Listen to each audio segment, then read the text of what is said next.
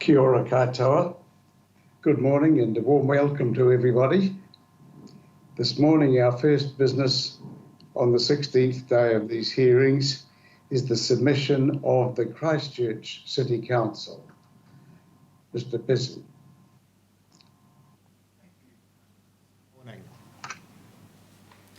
Morning. My name is Brent Pizzi. I'm counsel for the Christchurch City Council. To my right is Bridget O'Brien, who's the Program Manager at the Christchurch City Council for water supply. And to my left, Janice Carter, the Planning Consultant for the Christchurch City Council. Welcome, everyone. Thank you.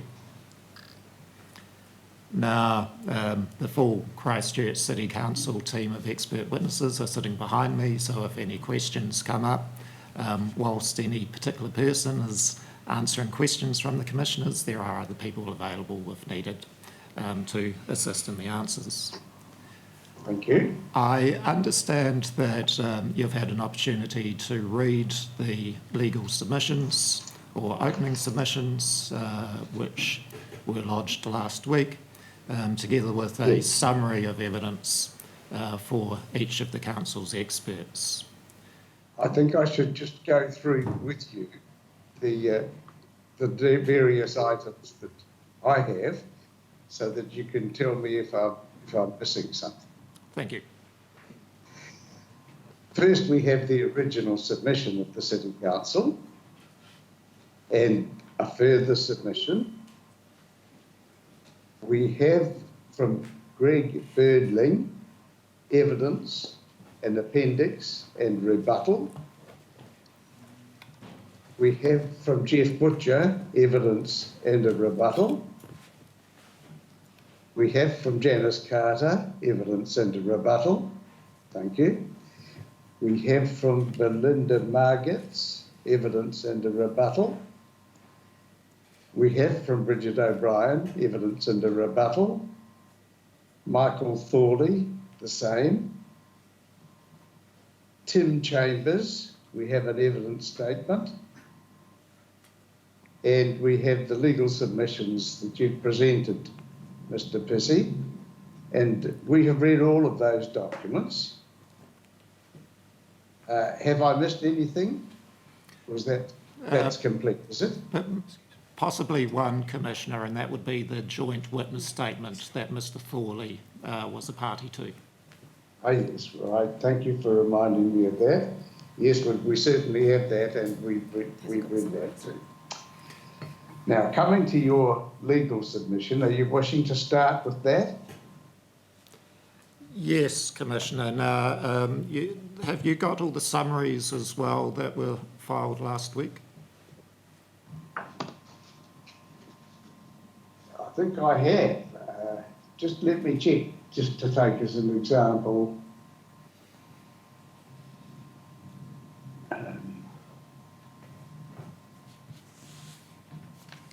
Summary, yes, that's right. Yes, so I have. Thank you. I do have those. So is there anything I'm missing?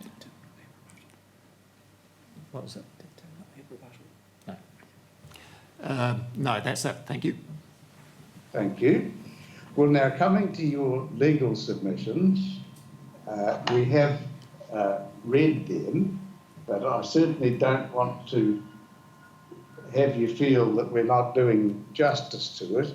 And in particular, there was a passage in it where you were explaining to us your submission that some advice we'd received from others wasn't to be relied on. And I think you should take us through that, even though we've read it. And if there's any other parts that you feel that you'd like to take us through, well, please do. And we've got the time to do the hearing of the City Council's case properly, and we want you not to feel that we're cutting you short. Thank you, Commissioner. I thought it might be helpful to start by putting the Christchurch City Council's legal submission and evidence back in the context of the submission that the Christchurch City Council originally filed. It is some time ago, but it's an important step in my submission, Commissioners, to just reflect on what exactly the Christchurch City Council submission is. Now, this was the covering note of the submission signed by Mayor Leanne Dalzell in September of 2019. And to recap what that submission says, it is that the Christchurch aquifer system is a significant drinking water resource for Christchurch. Maintaining this high quality resource is a high priority for the Christchurch City Council and is the main focus of the submission. The key issue is the management of nitrate nitrogen levels in groundwater in Plan Change 7. The Council's objective with its submission is to seek maintenance of low concentrations of nitrate nitrogen in the deep aquifer bores supplying Christchurch and in shallow groundwater that feeds spring-fed streams. Managing water quality within the catchment is part of a multi-barrier approach to managing drinking water supplies and surface water quality. The primary treatment barrier is the raw water source itself, particularly where a water supplier is relying on low-risk, secure bore water. Some of the deep groundwater is over 175 years old, and once it's in the aquifer system, it's too late to do anything about it other than treat it at the point of abstraction. The submission went on to state, maintaining a supply of high-quality groundwater for drinking water supplies without treatment for nitrates is of paramount importance to Christchurch and to the Council. At this time, given the importance of the high quality of groundwater to Christchurch and our understanding of the plan change documents, a nitrate threshold of less than 1 milligram per litre is the option sought by the Council. The submission went on to state that the Waimakariri River is the primary recharge source to the Christchurch aquifer system. The Council seeks to protect the quality of river water which enters the aquifer system as recharge as part of a multi-barrier approach to maintaining a high-quality water supply and spring-fed stream quality. So the submission sought additional protection for the Waimakariri River through adding a nitrate nitrogen water quality target. Overall, the Council supports Plan Change 7. It considers that Plan Change 7 in its notified form is better than the status quo in respect to nutrient management. However, it will not achieve the objectives of the Land and Water Regional Plan and may not give effect to the higher planning documents. This is because in the City Council's submission, the limits and targets in PC7 aren't sufficiently conservative. Now, in that context, turning to the legal comments, in summary from last week, Commissioners, you're aware of the experts being called by the Council, so I'm not going to repeat that. From paragraphs 5 to 27 of the legal submissions, I summarise again the key points in the Council's evidence, and I'll give very brief bullet point summaries of those. The first one being, as I've said, high quality groundwater is an important source of drinking water and supports freshwater ecology in spring-fed streams, and so should be protected from nitrate contamination. The evidence from the council will be of recent epidemiological and health research that's supporting lower nitrate targets than are provided for in PC7. The evidence is that the Waimakariri sub-region, as identified in PC7, contributes to the recharge of Christchurch aquifers. The Waimakariri River contributes significantly to recharge and aquifer quality of the Christchurch aquifers and should be given more consideration. The age of groundwater and the lag time for nitrates from the Waimakariri sub-region to reach the Christchurch aquifers as provided by the Regional Council in the research for PC7 may be significantly underestimated. Economic considerations in the Council's evidence should be wider than the Regional Council has provided for in its consideration of Plan Change 7. Potential significant adverse impacts on the Christchurch City Council if groundwater nitrate levels increase beyond appropriate limits is another key point highlighted in the Council's opening comments. As is the point that Plan Change 7 doesn't provide an appropriate limit or target and time frame for nitrate reductions in relation to the Christchurch aquifers. Now, there were two core legal submissions as part of the opening comments that I lodged last week, Commissioners. The first was in relation to the National Policy Statement of Freshwater Management 2020, which came into force on the 3rd of September, as you know, this year. You have already been directed, I'm sure, to clause 4.1, which provides that every local authority must give effect to it as soon as reasonably practicable. And you're well aware of the relevant sections of the RMA. In paragraph 31 of my comments, Commissioners, I state that Council for the Regional Council has identified relevant authority, and I refer to the two cases there. In paragraph 34, I respectfully submit that paragraph 29 of the Regional Council's opening legal submissions underplays the significance of the objectives and policies of the 2020 National Policy Statement when it was submitted that, quote, "It is not possible to fully give effect to the true intent of the document until such time as the local approach to giving effect to Te Mana o Te Wai has been determined." That necessarily it was submitted has a bearing on the extent to which Plan Change 7 and Plan Change 2 can give effect to the 2020 National Policy Statement.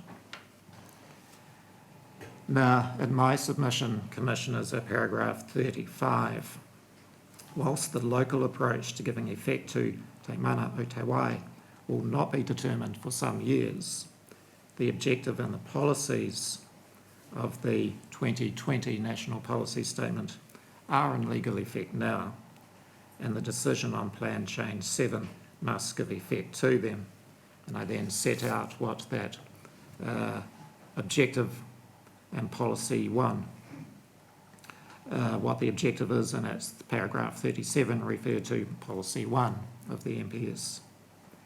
Now, in my submission, Commissioners, the hierarchy of obligations set out in the objective is relevant now when the Regional Council is making a decision on land use and water quality with regard to the effects of nitrates.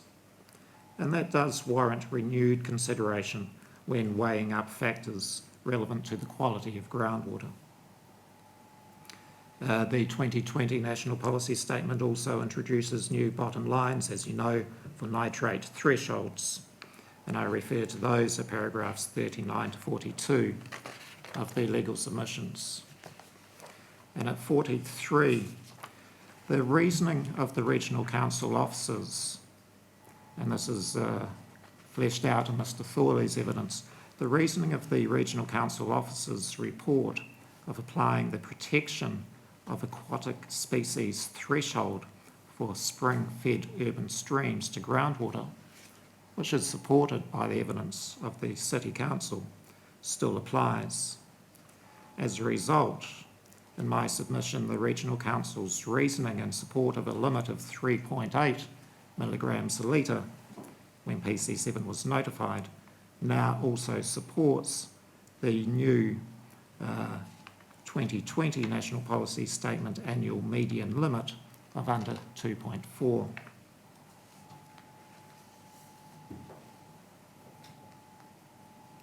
At paragraph 45 of my legal submissions, Commissioners, Part 3.142A1 of the National Policy Statement provides that in setting limits on resource use, every regional council must have regard to the long-term vision set in the process required by the National Policy Statement, and developing that long-term vision, as Counsel for the Regional Council correctly stated in submissions, will take some time.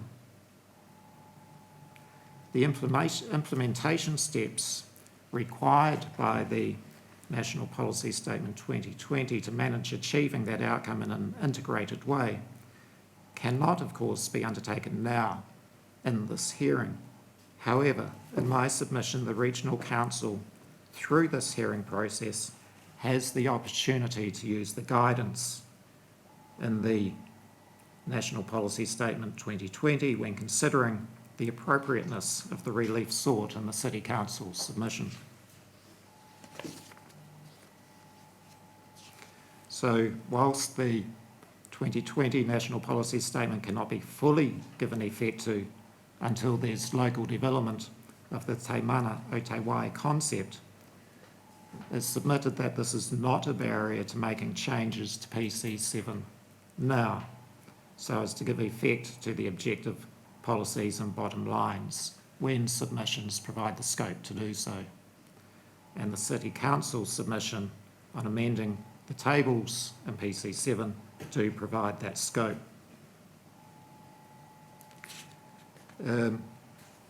Now, Commissioners, that was a summary of the point of difference, Commissioner Shepherd, that I think you were referring to earlier. The other part of the legal submissions deals with a scope issue. Now,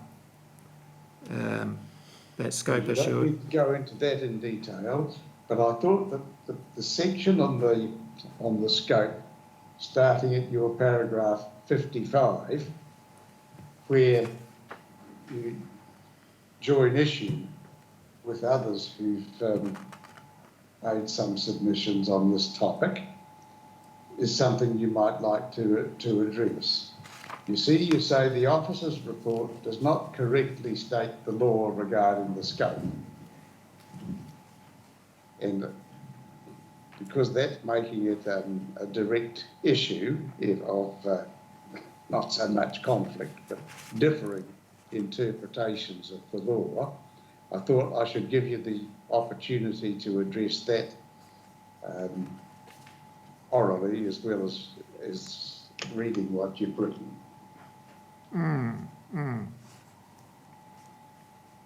But don't let me take over your case. You present it how you want. Thank you, Commissioner.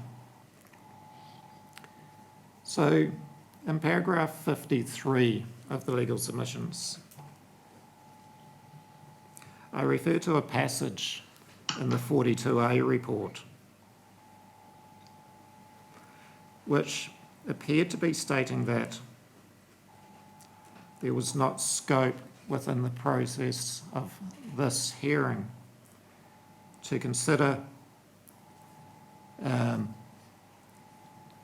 land use constraints in the Waimakariri sub-region for the purpose of better protecting a natural resource that lies under Christchurch City. That appeared to be what the passage I quote at paragraph 53 from the officer's report was saying.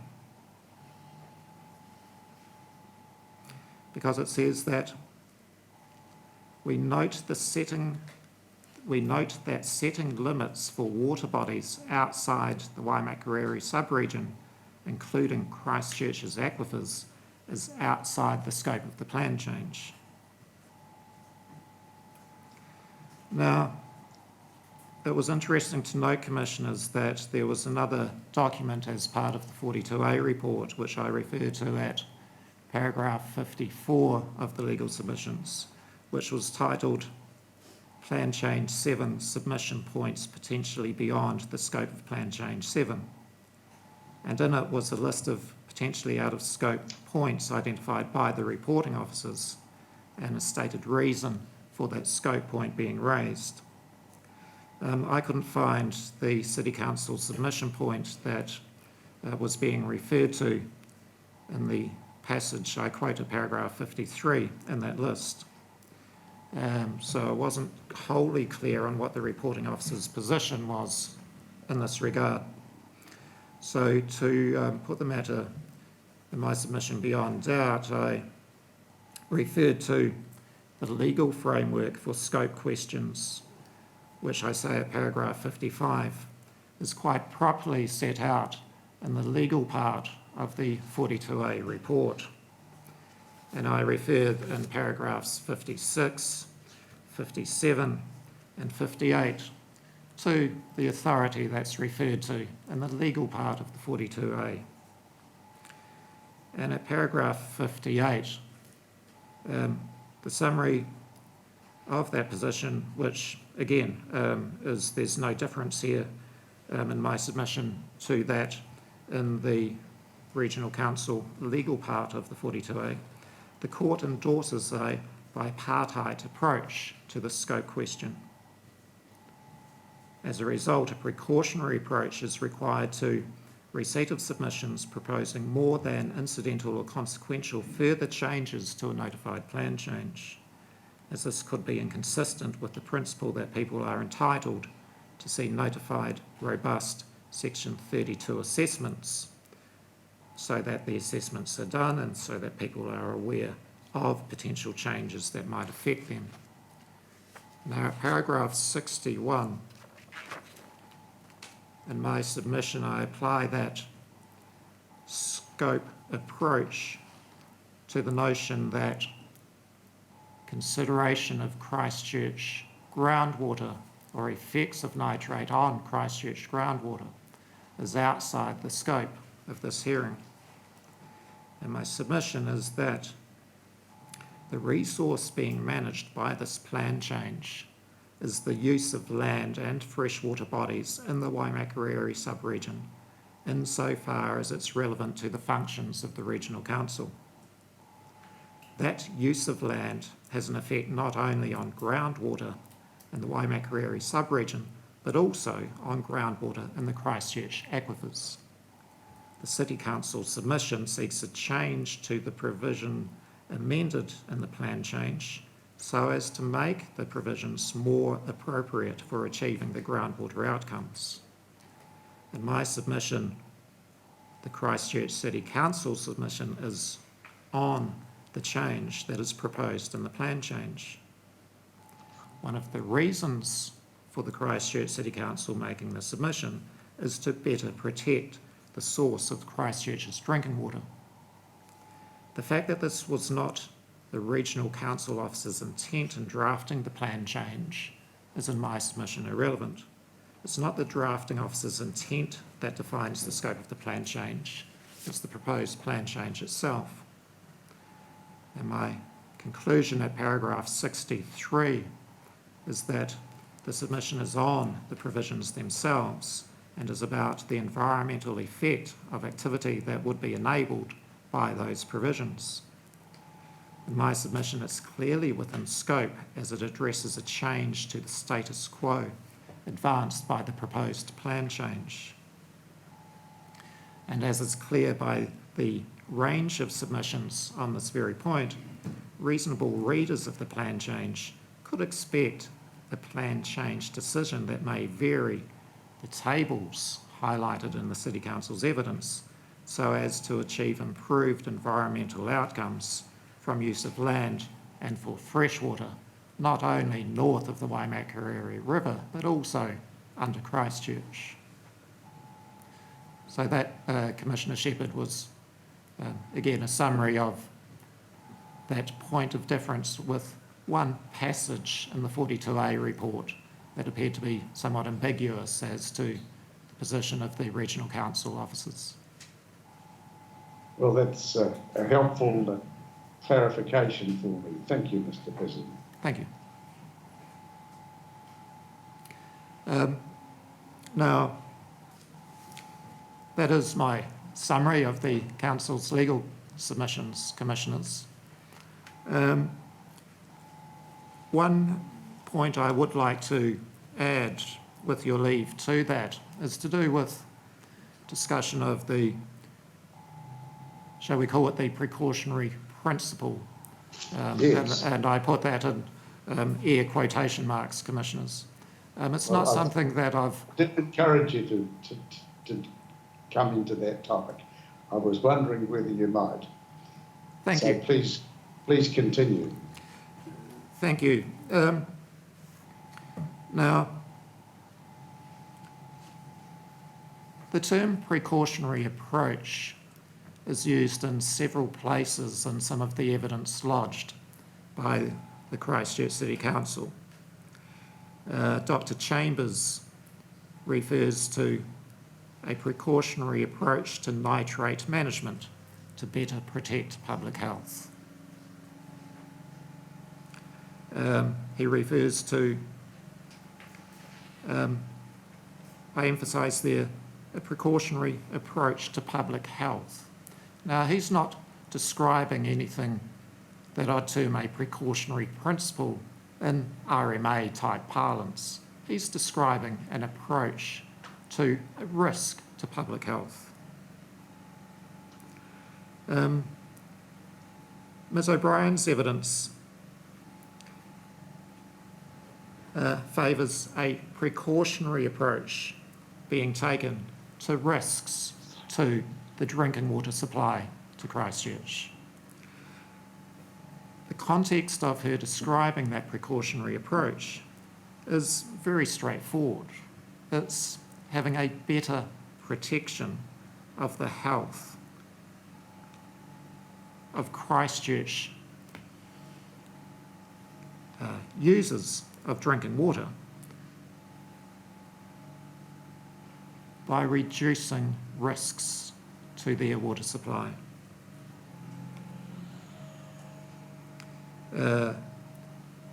Ms. O'Brien describes taking a precautionary approach to drinking water supplies in the water supply plan as being something that the Christchurch City Council may have to consider as a result of health evidence. She describes the likely requirement of the Christchurch City Council to take a precautionary approach to protection of drinking water supplies, to treatment of drinking water. She also describes the Council's integrated water strategy, which uses a term of, quote, a precautionary limit for nitrate, end quote. So the Council's evidence where it refers to taking a precautionary approach is not raising a complex or difficult legal concept. The Council is not, in my submission, saying there is a precautionary principle that must be applied as an extra consideration on top of the requirements of Section 32 of the RMA. It's quite simply a matter of fact that the quality of the groundwater available in the Christchurch aquifers for untreated provision to Christchurch citizens is of huge importance, and a cautious approach ought to be taken to protecting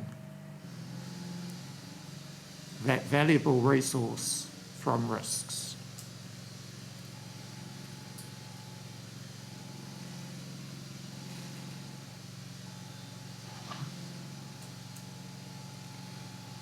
I've got no issue, Commissioners, with the thrust of the legal submissions by Council for the Waimakariri Irrigation Limited in relation to case law on a precautionary approach. It's a simple matter of fact and judgment for the hearings panel, in which the RMA requires a commensurate, proportionate approach to risk.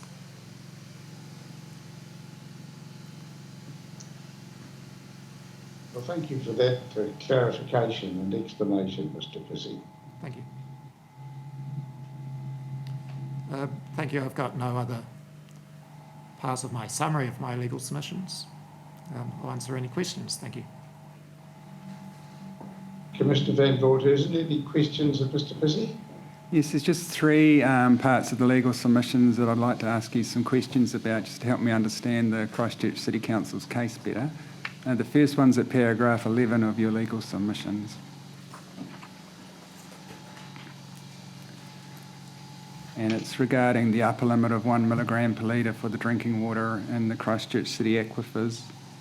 The evidence from Mr. Butcher is that to achieve that limit, one would need to convert all the irrigated land in the Christchurch aquifer recharge area to dryland, sheep and beef and forestry at a net present value cost ranging between $2.1 and $2.5 billion. My question is, who should meet those costs? The community. What do you mean by community?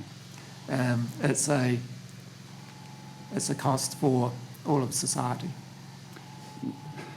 No, that doesn't really help me. So should that cost be met by the landowners in that recharge area, or should it be met by the ratepayers in Christchurch City Council?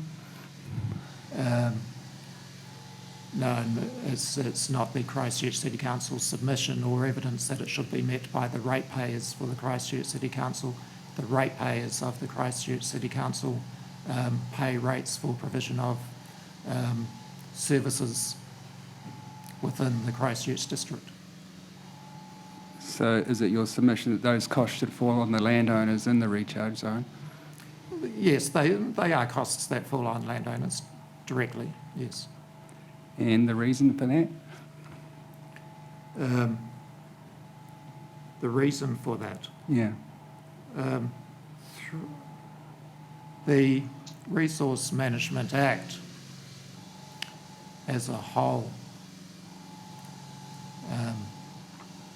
constrains use of land and natural resources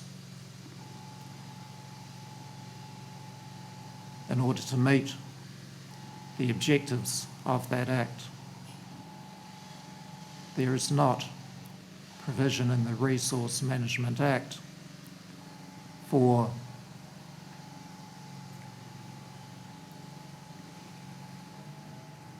provisions for financial costs of constraints that meet the objective of the Act being sheeted home to any particular individuals. There are constraints on use of land throughout all of New Zealand which have a cost for the owner of that piece of land. I own, at risk of giving evidence from the bar commissioners, I own a piece of land I live on that I can't build an apartment block on. That has a cost to me. I'm not asking anyone else to bear that cost. And the RMA doesn't provide for it.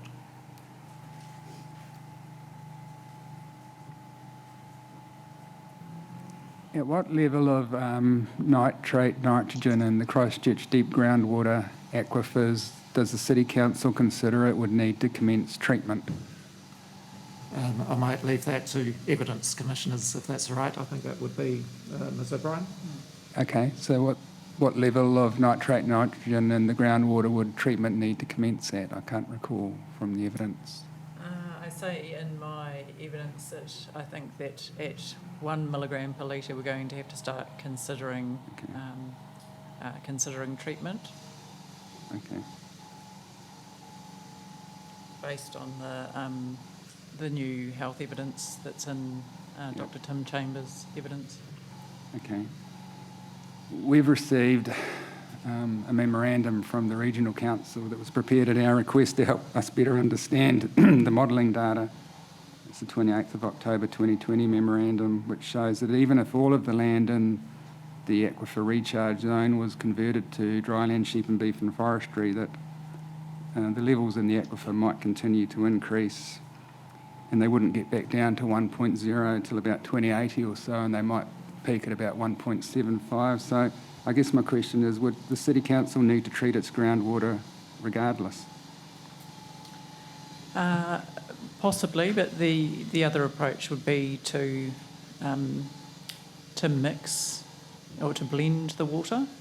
So it may be possible to achieve the same outcome through taking water from a variety of different aquifers that have better water quality and favouring those over the aquifers that have the poorer water quality. But there may still be some cost associated with that. Yeah. Because as I say in my evidence, the water supply network is very distributed and we don't have sort of large pipelines that you'd need to convey water for long distances.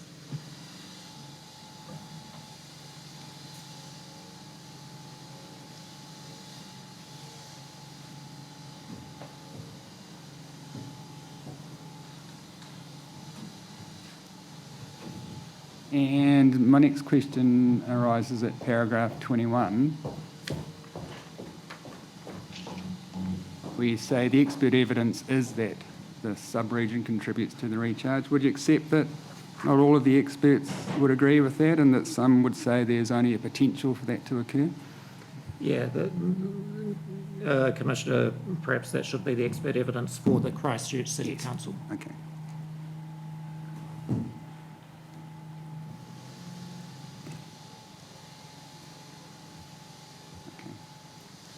Now, just one final matter at paragraphs 42 and 43,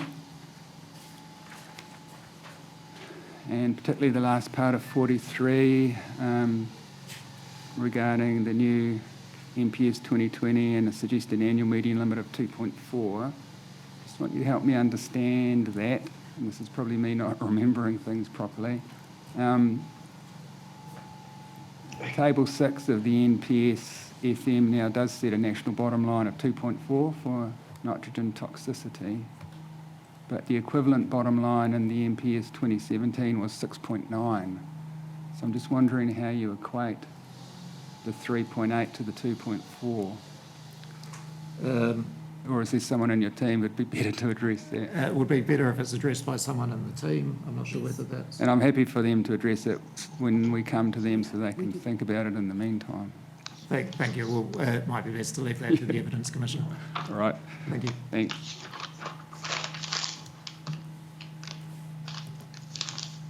Commissioner Solomon, do you have any questions to ask of Mr. Pissy? No, I have no For his questions. submissions? No, I have no questions, thank nothing? you. Well then, Mr. Pissy, I think we can now proceed to the evidence, and we're in your hands as to which witnesses go in what order. Thank you for that, Commissioners. Now, the first expert for the Christchurch City Council is Ms O'Brien, seated to my right. Good morning, Commissioners. You'll have seen my evidence and rebuttal and also my summary of evidence. I'm just wondering whether you want me to read the key points of that summary or if you just want a highlights package. I think that that's all that we require, because we've read it all quite recently, and indeed the summary only in the last few days, so that it's clear in our minds, except to the extent that we may have some questions for you. Sure. So, if you would like to just speak to it in brief, just to summarise the main points, well, of course you may do that. But for us, the need is the opportunity for us to follow up questions that are in our minds. Sure. Okay, so my name's Bridget O'Brien, and the perspective that I bring is the person responsible for planning the delivery of safe water to the residents and businesses of Christchurch. So we're very fortunate to have very high quality groundwater beneath Christchurch, and it does not normally require treatment. And our water supply network has been built on that basis, where we have a very distributed network. We have wells dotted across the city that we then pump directly into the water supply network from. It would therefore be very makes it more difficult and expensive to then treat that water compared to a city that, say, had a centralised water treatment plant.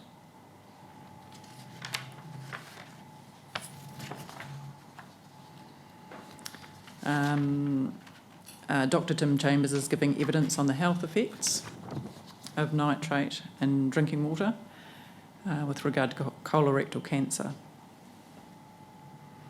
And based on this new health evidence, there is a risk that the maximum acceptable value for nitrate in the drinking water standards could reduce.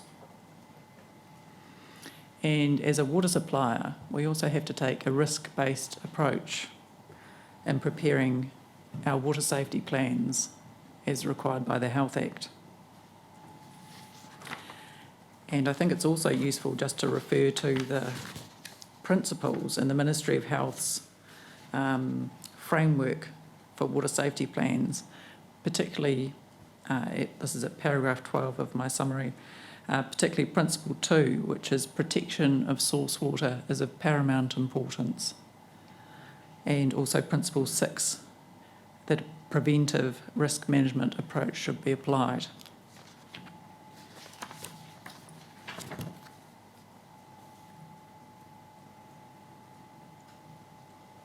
And based on this health evidence, I think that a nitrate limit of 1 milligram per litre is appropriate for Christchurch aquifers. Happy to take any questions.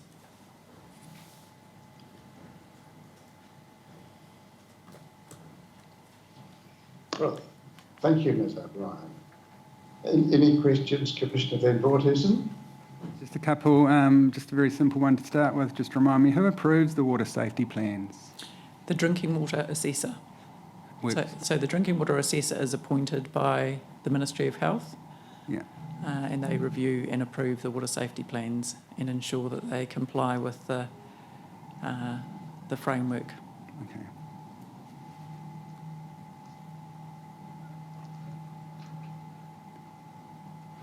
So now just a couple of matters arising from your summary. The first one at paragraph 3. And in the third line, paragraph 3, you say the drinking water standards could reduce, etc. Now, we heard evidence from Dr. Alistair Humphreys, not appearing as a medical officer of health, but appearing as a witness for another submitter group down in the OTOP region.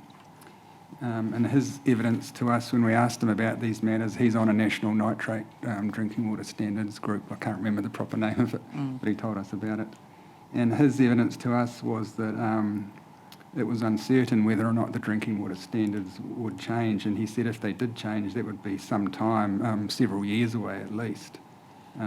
Is that your understanding as well? I'm not sure of what timeframes it may take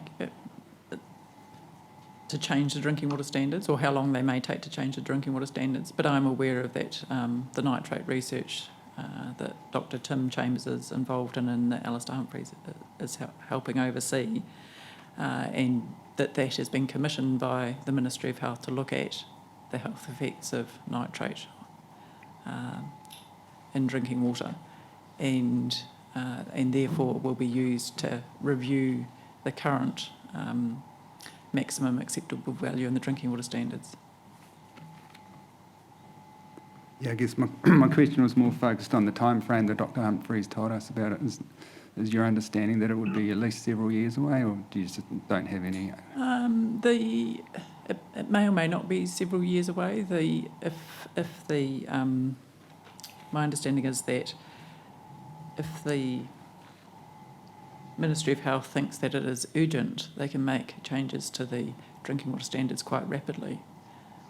But they may also take a slower approach and consult with water suppliers and take a longer time to make those changes. But they can and have made more rapid changes to drinking water standards following Havelock North.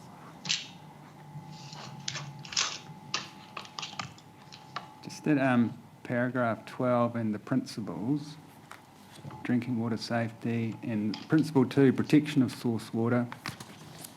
Who's responsible for that protection? The Regional Council.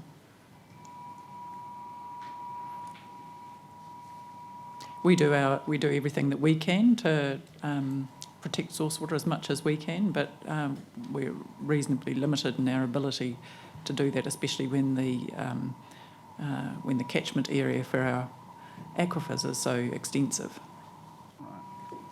So does the New Zealand Drinking Water Safety Plan framework specify that the Regional Council is responsible for Principle 2? I don't think it says that specifically, and everybody plays a part, but primarily it's the Regional Council that is responsible for ensuring that our source water is protected.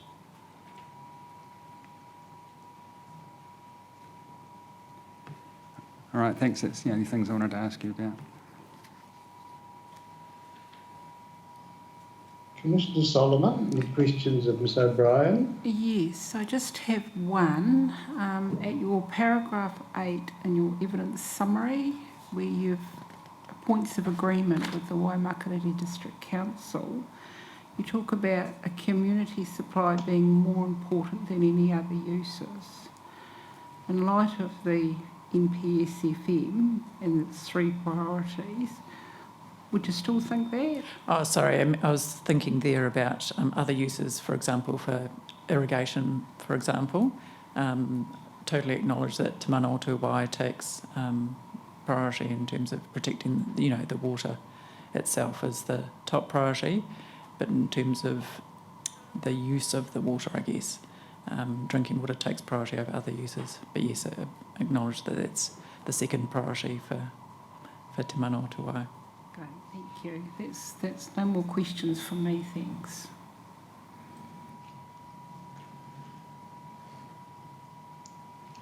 Coming back, Ms O'Brien, to the question of the high likelihood, I think it's your evidence, there's a high likelihood that the MAV could be reduced.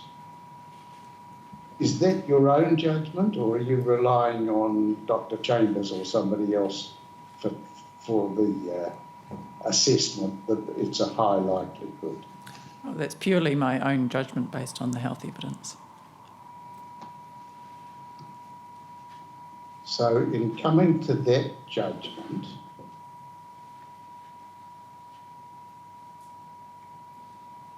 have you information about the members of whatever the body is called that actually decides these things, about anything that they have decided? No. No. I think the sense I'm starting to get from the evidence, and we're well short of completing the case, of course, but I'm getting the sense that no decision has been made by an authority Correct, you're right. to do that. Yeah, no, you're absolutely right that there's been no They're decision. going to review it. I think there seems to be some common ground that they're going to review it at some time, but there's no assurance that they will make a decision one way or another. Is it when you came to your own conclusion that you felt that there was a high likelihood, and I'm respecting your conclusion in that regard, did your thinking go from the statistical indications of an association to some understanding of the causality of the association? And did it go to some consideration of the possibility of disadvantages as well as advantages of any particular intervention that might follow if the causality had been established? So it was really just looking at the health evidence, which I found quite compelling, that there did seem to be a strong link between increasing nitrate levels and colorectal cancer. I didn't really think about in thinking about the likelihood that would change, I didn't really think about what the negative impacts that might have in terms of perhaps changes to land uses, or the more likely thing in terms of the drinking water standards would be the requirement to treat. Because if it did drop to that level, you'd be treating, a lot of water suppliers would have to treat their water to reduce nitrate. So I didn't go that far in my thinking. It was more just looking at the health effects, and regardless of whether the drinking water standards change or not,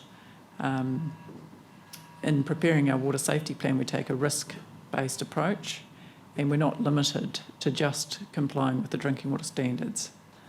The water safety plan framework requires us to take a risk-based approach and look at all of the risks to providing safe water, and then to look at whether those risks are acceptable or not, and if they're not acceptable, what further measures we could take to reduce those risks. So even if the drinking water standards don't change, if as a water supplier we consider that the risk is unacceptable, we may choose to do something about it anyway. Well, thank you. That's leading directly to the other question I wanted to ask, because you covered that same concept in paragraph 3 of your summary. And the last phrase of that is what left me wondering if I might ask a question for further clarification. You say, the council may choose to take a precautionary approach in its water safety plan in light of the evidence, and that's what you've just been explaining to me, isn't it? Correct. So in that paragraph where you say the council may choose, you're talking about the city council rather than the regional council. Yes, the city council as water supplier. Yes. Whereas our particular responsibility as hearing commissioners is to report to the regional council. which has its regulatory responsibilities, I'm sure you know well, under the RMA. So when you say the council may choose, is this really a speculation about what the council might do in future? This is a live issue for us at the moment.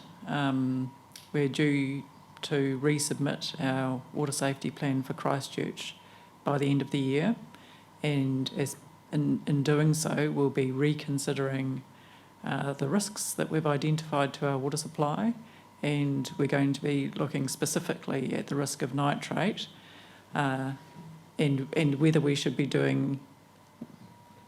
taking extra measures in light of the new health evidence.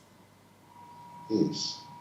And in putting a proposal to the council, now we're talking about the city council, you'd have evidence from Dr. Chambers or somebody with similar knowledge to present to the council, would you?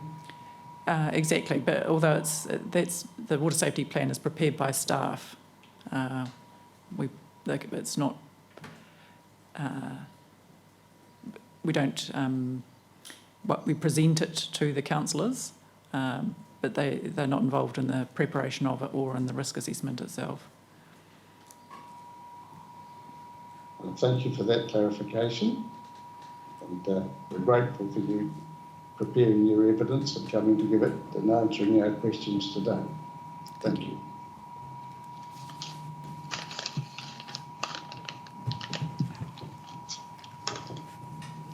Commissioners, thank you for that. The next expert for the Christchurch City Council is Mr. Thorley. Thank you.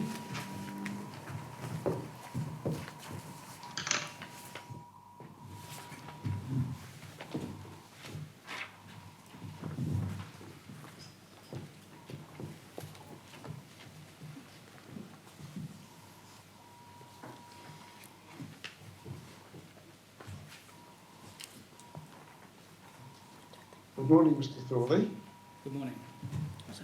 Thank you for coming in, and we have read your full statement, and I've brought up your summary from the end of last week.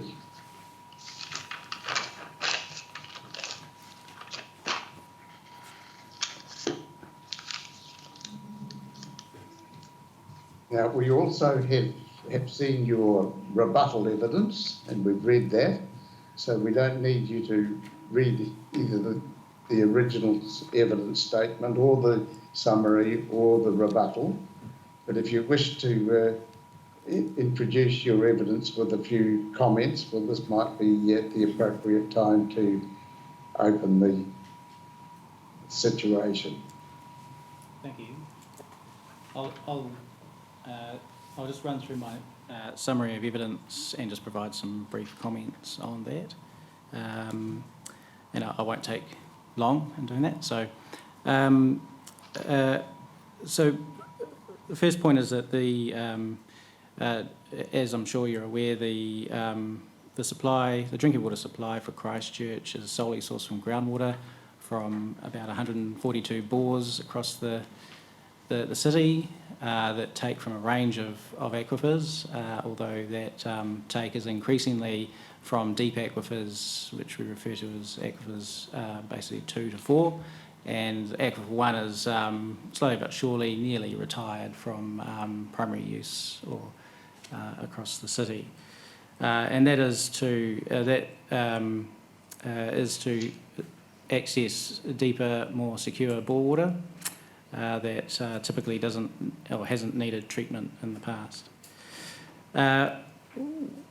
I guess there's the Waimak Plains has now been identified as part of the drinking water catchment, and I acknowledge that there's still some debate in the scientific community about that, but my review and knowledge of the system, I guess, does lean towards acknowledging that I do think that parts of the Waimak Plains do form part of the catchment, and that there is some cross flow of groundwater beneath the Waimakariri River. In reviewing the Plan Change 7 information and preparing evidence, I found that there are actually already elevated nitrates south of the river, south of the Waimak River, in both shallow and deep aquifers in parts of Christchurch, and that that this baseline, I guess, of elevated nitrates hasn't been accounted for by ECAN in its research for Plan Change 7, and therefore the projected nitrate concentrations could actually be higher than indicated.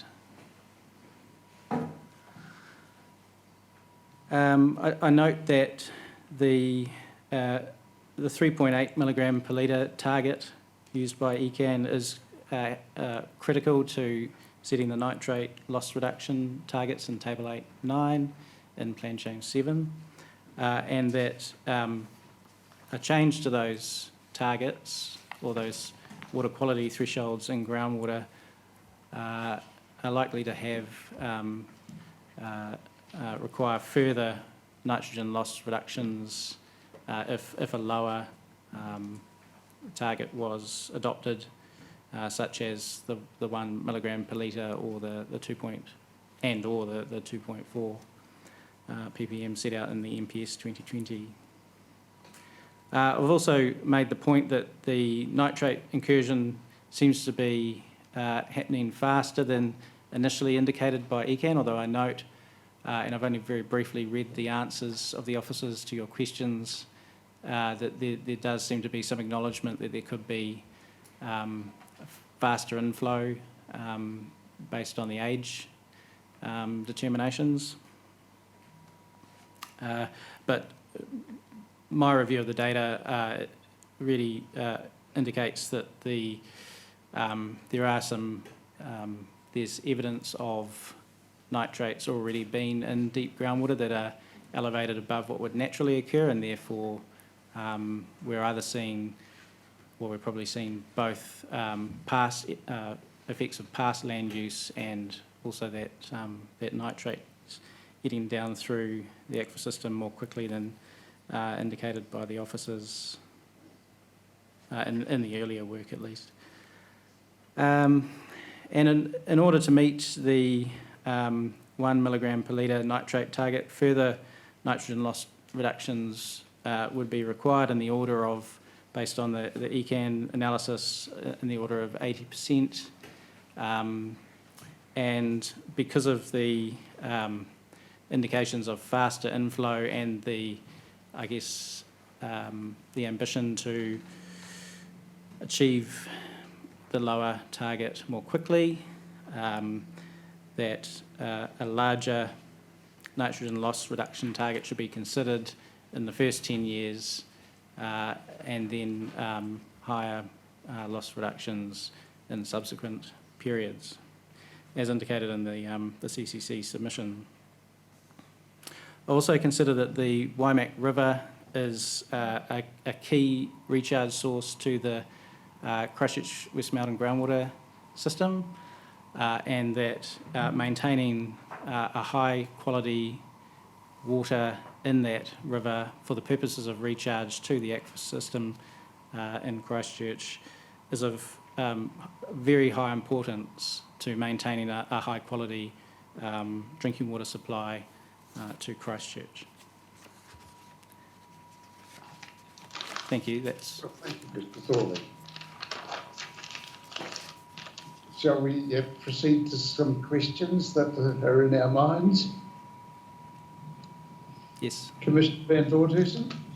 Mr. Thorley, just three things I wanted to ask you about. First of all, just in relation to your verbal summary, I think you said that Aquifer 1 is being retired from use for drinking water. Generally. Generally. Can be, yes. Yep. What's the time frame, or do you know what the time frame is when that aquifer won't be used at all for drinking water? Yeah, I should probably let Bridget O'Brien answer that. Yeah. So, Yeah, yeah. if you can, do we just But have it to have a is- time frame? It is being currently worked on, and I mean, I've personally been involved in drilling new bores at Belfast and Grasmere recently, where in particular to replace shallow aquifer bores. They're you'd be surprised at how challenging that is at times I to can do understand that. that. So, So, Ms O'Brien, can you give a time frame for that? When would Aquifer 1 cease to be used, do you think?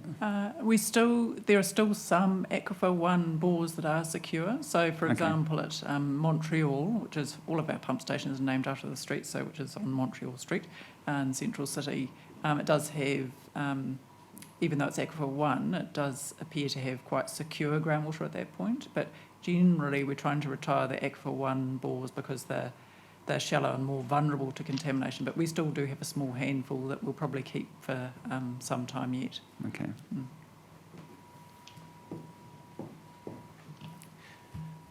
yeah, just to add to that, the likes of some of the southern bores down at Main Pumps, for instance, by Beckenham, there's no deep aquifers under there because the volcanic shelf comes out, so they become very hard to replace. Yep.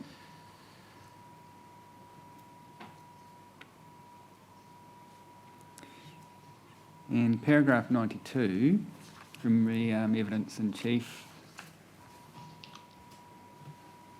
which is on page 36.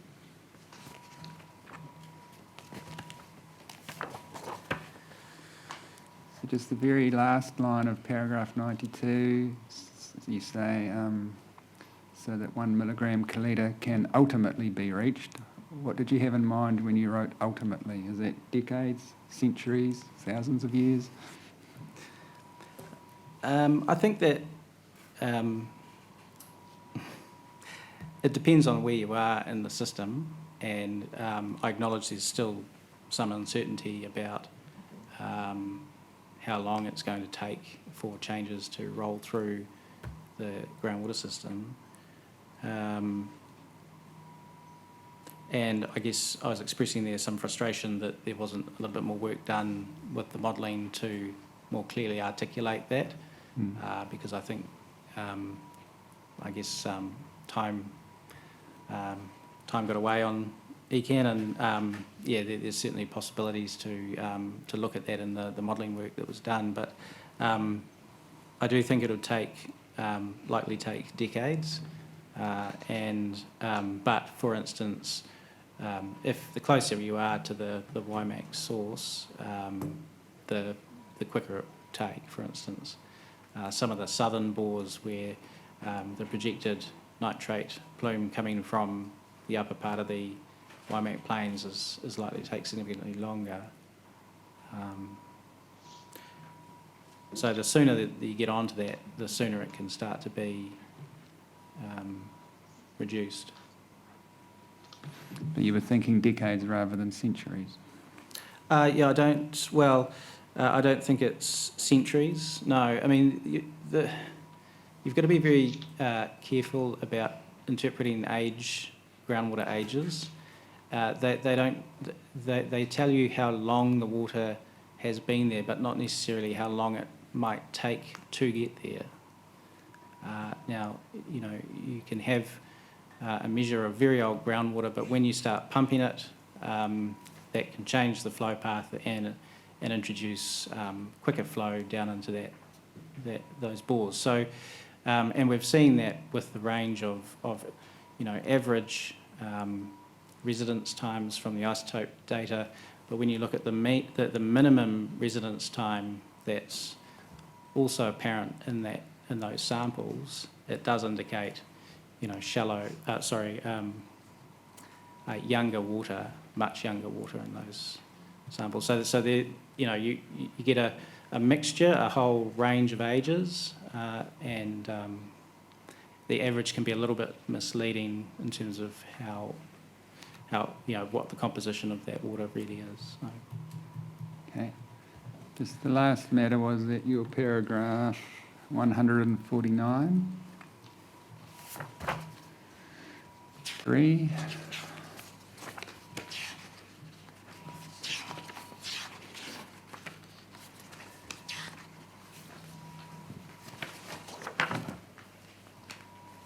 Is taking groundwater for TSA a non-consumptive use?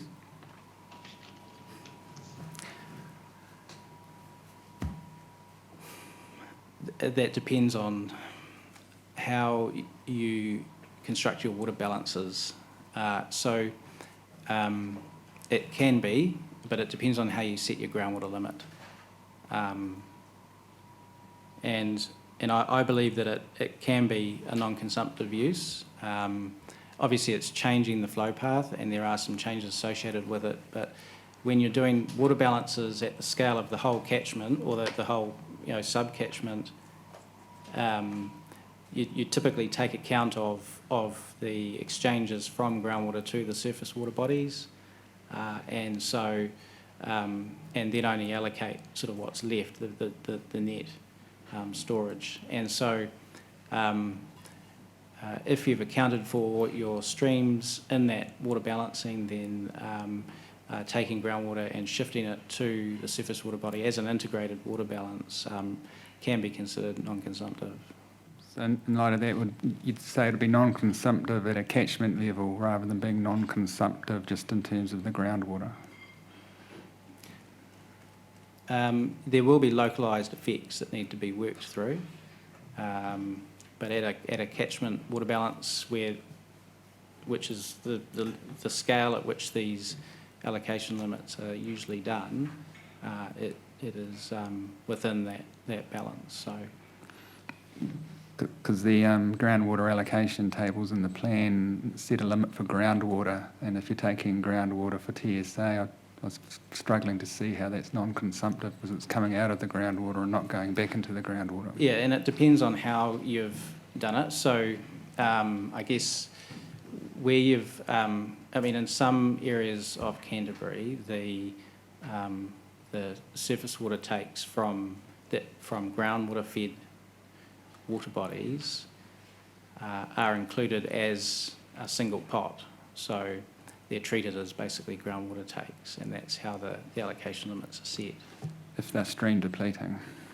My understanding is in the Rakaia Selwyn sort of area that the surface water takes out of spring-fed streams are now included in one pot. So they're all treated as coming out of the groundwater system.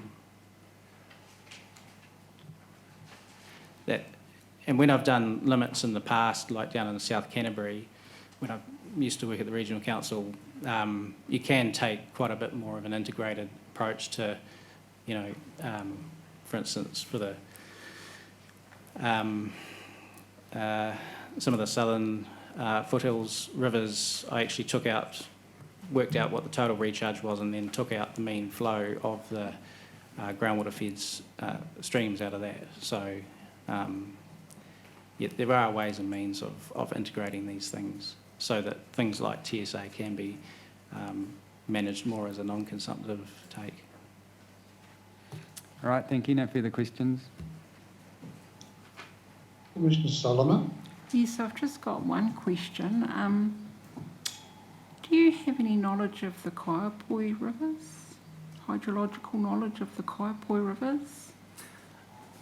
Some. Depends on which aspect you mean. Well, I'm really talking about the silver stream that I think flows into the Kaiapoi River. Yes, it does, yes. So I think there is a proposal being put forward we've heard about it in the evidence, of putting installing a MAR in there to increase flows and to dilute nitrates. So if putting extra water into Silverstream, will that improve the flows of the other spring-fed rivers in Kaiapoi? I would need to check, but I'm not sure if Silverstream is the only tributary of the Kaiapoi River. So, yeah, if there was a MAR scheme put in to basically put more water into the Silverstream branch or tributary, then that would be the only part.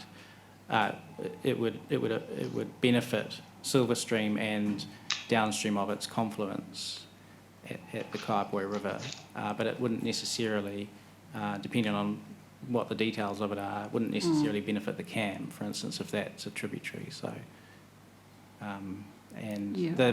the MAR does have quite localised effects. It's really, I guess we've seen in Hines, for instance, the actual effect of a MAR infiltration basin is quite localised, and in fact, I had some involvement in the Eyre River recharge trial a number of years ago that Waimak Irrigation undertook with ECAN, and that really showed that there was a very limited effect from, or spatial, effect from putting more water in. So it's got to be designed very carefully, and I don't know if it would have widespread benefits. I forgot to ask the hydrologist that question yesterday, so I thought I'd ask you. I have no more questions, thank you. Okay, thank you. So when you say that Aquifer 1 is being retired, and I understand that not completely yet, but it's a process, can you help me to understand why Aquifer 1 is being required? Is there not enough water, or is it not pure enough, or what is it that says we're not going to use Aquifer 1?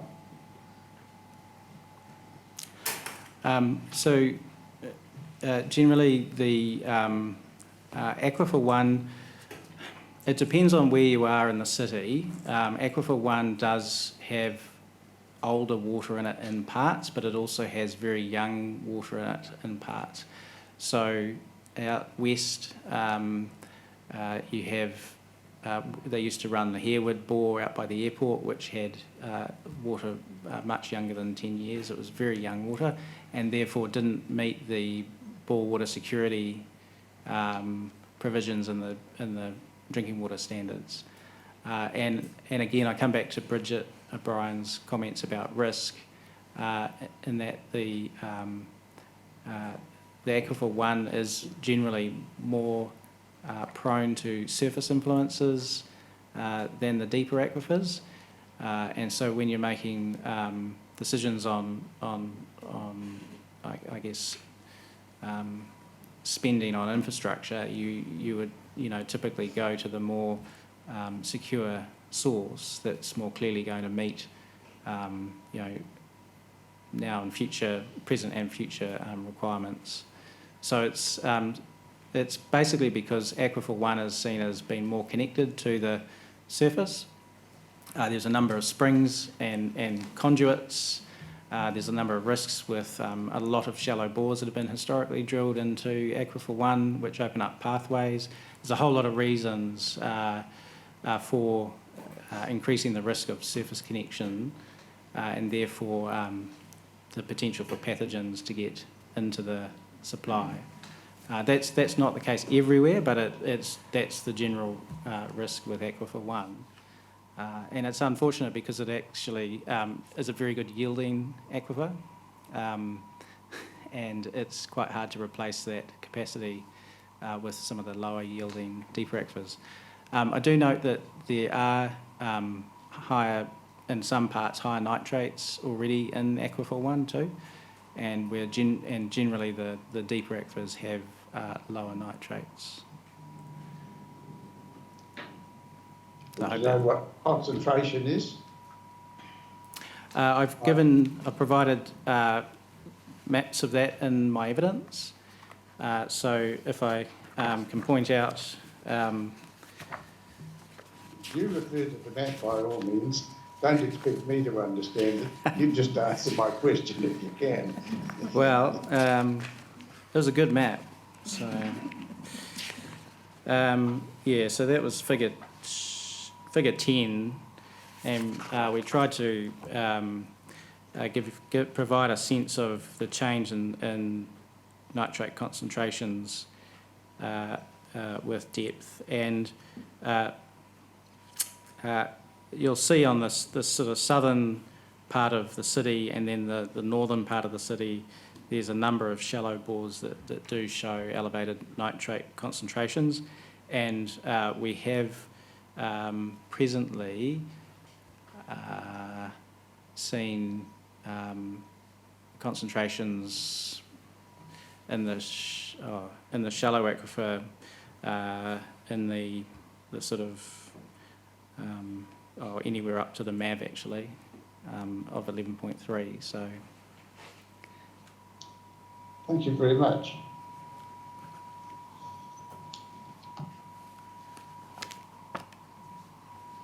Do you know how long the city has had a network of water supply that draws on groundwater? well, as long as the city council, the Christchurch City Council has existed, it has, which, forgive me, I don't know when they amalgamated all the councils together, but yeah, it's, I've certainly seen bores that are still in service that are nearly 100 years old. So there's, I think one of the oldest bores is out at Brian's going to add some additional information. So, for my purpose, 100 years is probably a sufficient answer, but I certainly don't want to discourage Dr. O'Brien giving a fuller answer. My understanding is there's been bores put in Christchurch since the late 1800s. So the museum well, Canterbury Museum well, has a consistent water level record from the 1890s. Yes. And Main Pumps was one of the first bores drilled in Christchurch. And John Weaver used to have photos of that in the office. So they've been around for a long time. Yep. Yes. Can I just, sorry, just a fun fact I can add here, Yes. which is the water, Christchurch groundwater, is one of the reasons that Christchurch is where it is. So the early settlers had actually planned to settle around Littleton Harbour, but they didn't because there was insufficient water, whereas there was plentiful water over in the swamp over the hill, which is now Christchurch. So there's actually, it used to be that every household just about had its own bore in its backyard, and some of them still do. Yes. So there's about 8,000 bores across the city. Yes. Yeah. But yes, Mike's right, they do date back, some of them date back to the 1800s. Splendid, yes. All right, well, thank you very much. Well, I think we'll take a morning adjournment now, Mr. Pissy, and we'll come back to the next witness in quarter of an hour. Thank you, Commissioners.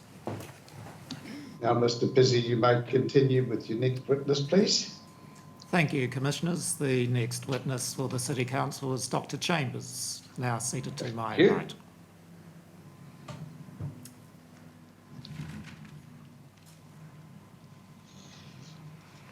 Morning, Commissioners. My name is Tim Chambers. I'm a Senior Research Fellow at the University of Otago in Wellington, and I just wanted to provide a couple points of clarification in terms of my role there. I'm a research fellow in the Health, Environment, Infection Research Unit, where we focus predominantly on environmental health and infection and infectious diseases. I'm also part of the Nitrates in Water Research Group, which Dr. Humphreys had mentioned earlier in the hearings. And our focus there is to investigate the health impacts of nitrates in drinking water. As part of that work, we have also been working closely with the Ministry of Health, who have commissioned us to produce a report into the health impacts of nitrates in drinking water. And we have reported back our preliminary findings to them. But we are just currently going through a longer process of writing up those results into a peer-reviewed academic journal article. And so I don't want to repeat my summary evidence or repeat what has been said by other people at these hearings. But I would just like to echo the comments by Dr. Humphreys in relation to his reference to the Denmark study, or the Danish study, and that we do see increased risk of colorectal cancer at exposure rates of nitrate, nitrogen of less than 1 milligram per litre. I also want to note that he did make a reference to other risk factors of colorectal cancer, such as alcohol and tobacco, and in that those exposures are somewhat lifestyle related, and in the relation to water, it is a fundamental human right. I'd also like to reference his comment about New Zealand's high level of colorectal cancer rates in New Zealand, and why nitrates in drinking water has been such a focus for us. To build on his evidence, I just want to add that the additional evidence provided in a meta-analysis done by Temkin and colleagues in 2019, which is essentially a review of all of the evidence where you pull the estimates of all of the evidence that we have here today to try and produce an overarching review of where we stand. And in that review, Temkin and colleagues found that there was a linear relationship between the exposure to nitrates in drinking water and colorectal cancer rates, which does start to speak to the Bradford Hill criteria, and that there is a biological gradient between this exposure and outcome. The Temkin meta-analysis also suggested that if this holds true, we could expect between 1% and 8% of all colorectal cancer cases to be attributable to nitrates in drinking water. And just to touch briefly on some of the comments that have happened at this hearing so far and in other people's evidence on this issue of causality. Just stop a moment, please, Doctor. Sure thing. It's very kind of you to come and give us this information, and it's important information, and it's part of your evidence to us, and you're very familiar with it, and you're very fluent. It's actually important enough that I should, and my colleagues should try and understand each sentence as it's going, and also the connections between one sentence and the next. So would you forgive me for asking if you'd go a little bit more deliberately rather than fluently, so that A, I can try and understand, and B, try and make a coherent note of some of the more impactful parts. So do you mind me saying that to you? Not at all, Commissioner. Well, it's all relevant, and I'm not wanting to say that some of it is more important than others, but you were just talking when I felt I needed to interrupt you, and I apologise for that, when you were talking about the meta-analysis and between 1 and 8 attributable to nitrates. Does that enable you to catch up where I'm inviting you to carry on from, but perhaps at a more deliberative pace? Yeah, sure. And would you just like some more clarification on that meta-analysis and what that means? Yes, I think we should ask you to do that. Sure thing. So the meta-analysis takes the top evidence that is available to date. Within that meta-analysis, there were 8 studies. 2 of them were cohort studies, which is where you have a population of people that you monitor over time, and you look to see what the impact of an exposure is on an outcome of interest. The exposure in this case being nitrates in drinking water, the outcome being colorectal cancer. And the other 6 studies involved in that meta-analyses were case control studies, in which you take people that have developed the outcome, which in this case is colorectal cancer, and you look historically at their exposure. Of those 2 study designs, cohort versus case control, cohort studies are widely regarded as having causal inference. Case control studies are more studies of association. And I will note that this is why there's been so much weight put towards the Danish study, because it is a large cohort study in which they controlled for many of the risk factors for colorectal cancer that might be interfering with the observed association.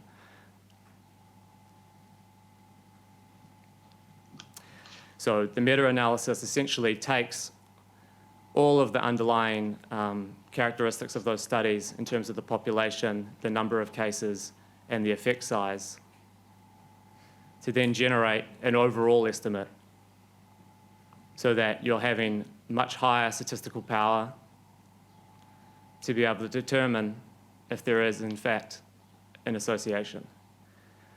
And what that study found was that there was a linear relationship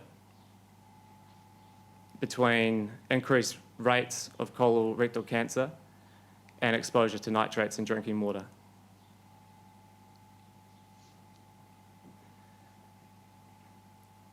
And using these estimates, those authors also estimated that if that held true, we could have, you could see between 1% and 8% of colorectal cancer rates as a result or attributable to nitrates in drinking water.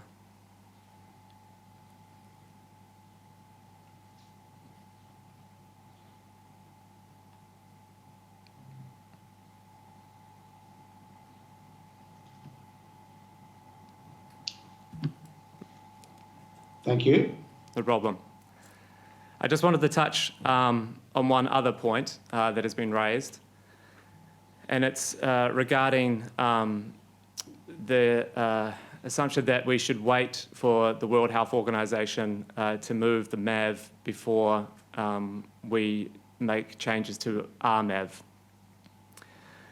And I will just note a few things, and I do this in my summary evidence, that the drinking water standards that are guidelines that are produced by the WHO haven't been reviewed since 2016, in which time the three most concrete pieces of evidence that we have emerged. I'd also like to note that often the WHO is relatively slow to move on issues of public health importance, and I point to the recent COVID-19 pandemic, in which the WHO was not recommending border closures, mass masking, and those are two of the main strategies that were used here in New Zealand to produce the best result. I'd also like to note that in reference to the WHO, not every country in the world is grappling with not increasing nitrate levels in their drinking water. So to rely on a global solution for a local problem is also somewhat fraught.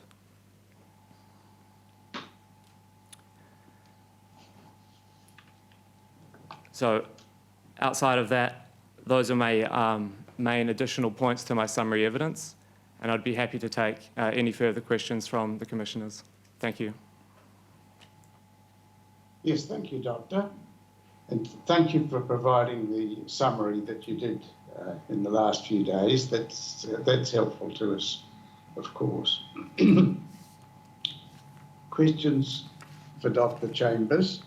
Commissioner Van Voorthuizen? Yes, just looking at your evidence in chief, firstly at paragraph 19.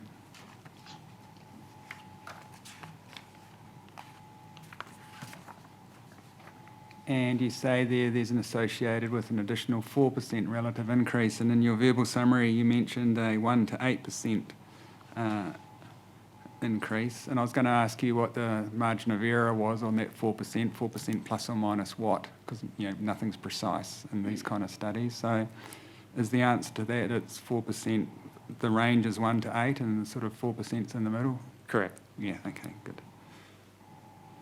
So the 4% is the point estimate? Yeah.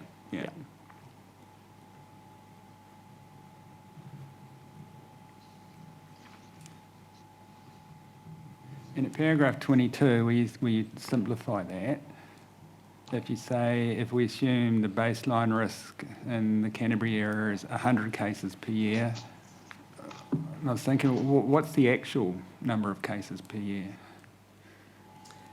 What's the real number?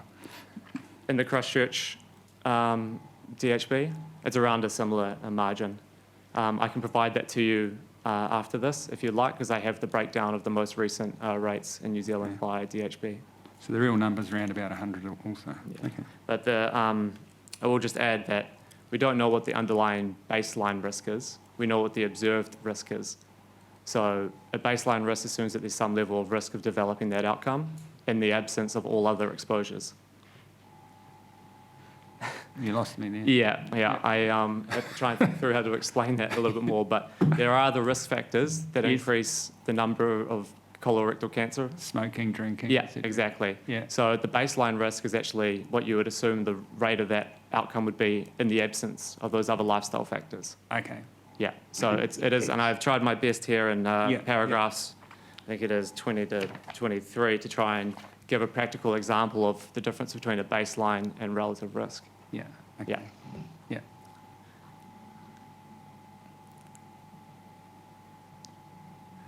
So paragraph 25,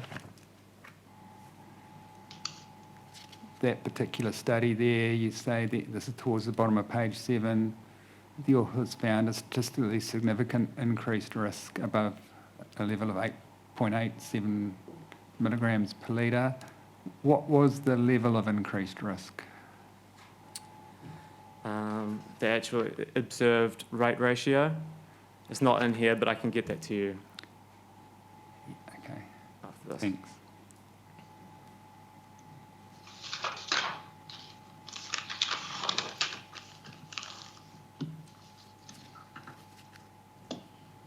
And the same question for para 26. So long-term exposure to nitrate nitrogen above 1.61 were associated with increased risk. Again, just give me some context for what that increase was. Yeah, and I can provide those to you after the hearing. And those two studies, have they been overtaken by that meta-study that you referred to? Is the meta-study more recent and relevant? I would say they're more relevant because the meta-analysis is only as good as the studies that it includes. Right. And in this case, it includes both of those studies. Okay.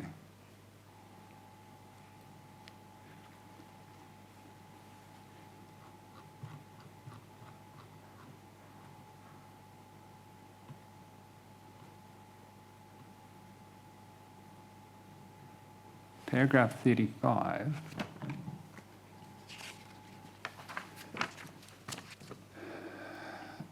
You say there between 1 and 8% of cancer cases in the US could be attributable to nitrate.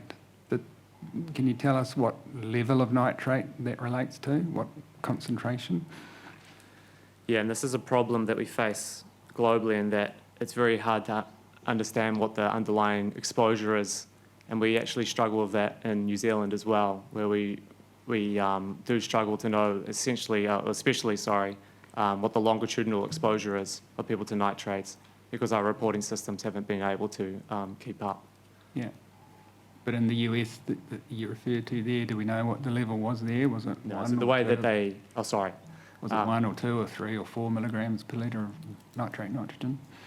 So they were, in this case, taking the number of colorectal cancer cases that they had in the US Mm-hmm. and then applying their risk ratio to that. So I don't think they gave a baseline value Okay. for nitrate exposure. Okay.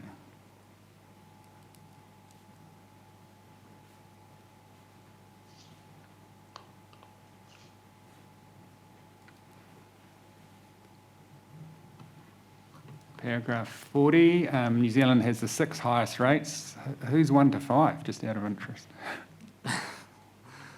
Our friends across the ditch, Australia. Yeah. Who else? I'd actually have to look those up for you, who the top 5 are. Yeah. And do you know in those other countries, is that related to factors other than drinking water, or do we just simply not know? There's multiple factors that lead to that outcome, and we're by no means in this evidence statement or in general saying that colorectal cancer is singly attributable to to nitrates in drinking water. Yeah. So often other risk factors are smoking, consumption of red meat, alcohol, physical inactivity, and they all have a role to play. And analysis or some studies have shown that there might be a moderating impact of those risk factors. So for example, if you have high red meat consumption and you have high nitrate intake in your water, you're more susceptible. So it's like a compounding sort of multiplier effect. Exactly. Okay. Now, you mentioned you're in the same national group that the Ministry of Health has set up, the same group as Dr. Humphreys, who appeared before us last time we were in Timaru. And you heard me ask a question of an earlier witness that Dr. Humphreys said it was uncertain if the drinking water standards would change in his view, and that if they did, it would be at least several years away. Is that your understanding too? I would say I wouldn't want to make inference about what policymakers are going to do based on the evidence we provide. We are commissioned to provide a report on the health impacts. And so I think at the very least I would say that their desire to want to know more is a signalling that they are reviewing the drinking water standards. Okay.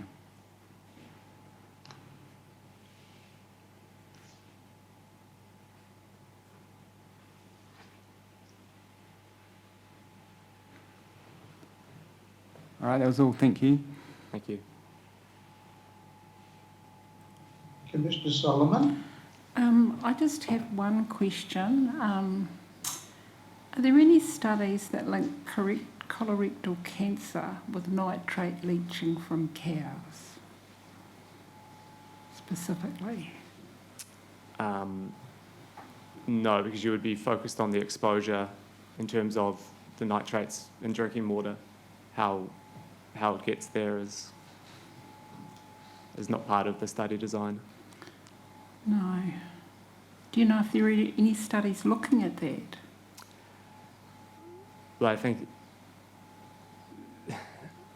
about, I think I'll probably defer to ecology or the hydrologist about the studies between nitrate leaching from farms into drinking water. We're just focused on the biological mechanism. Yeah. Because after I read your evidence, I was put off drinking water from my tap, eating vegetables, eating red meat. But I have no more questions. Thank you. Thank you.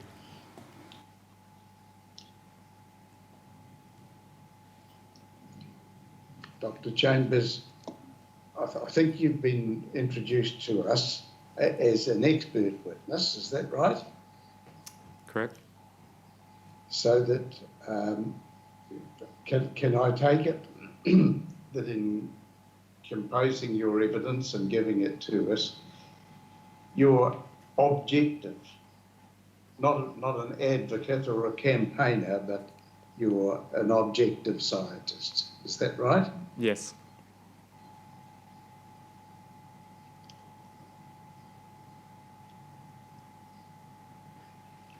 Now, I think your evidence and the evidence of all the other people who know about it says that there may be changes to the drinking water standard. But am I right in understanding that the people, whatever their group is called, who make those sort of decisions, haven't yet decided that the nitrate MAV in the standard will be reduced? As I did mention before, I'm not privy to the conversations within that group, and from my knowledge, they are still reviewing the evidence that we've provided them. Yes. Still reviewing it. So you're not aware that they've decided to reduce the MAV? No. No.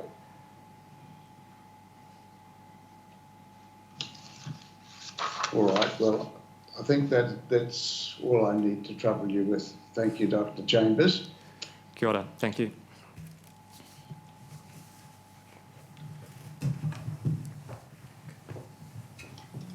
Commissioners, there were, I think, 4 questions for which Dr. Chambers said that he didn't know the exact answer at this stage, but he would be able to get that for you.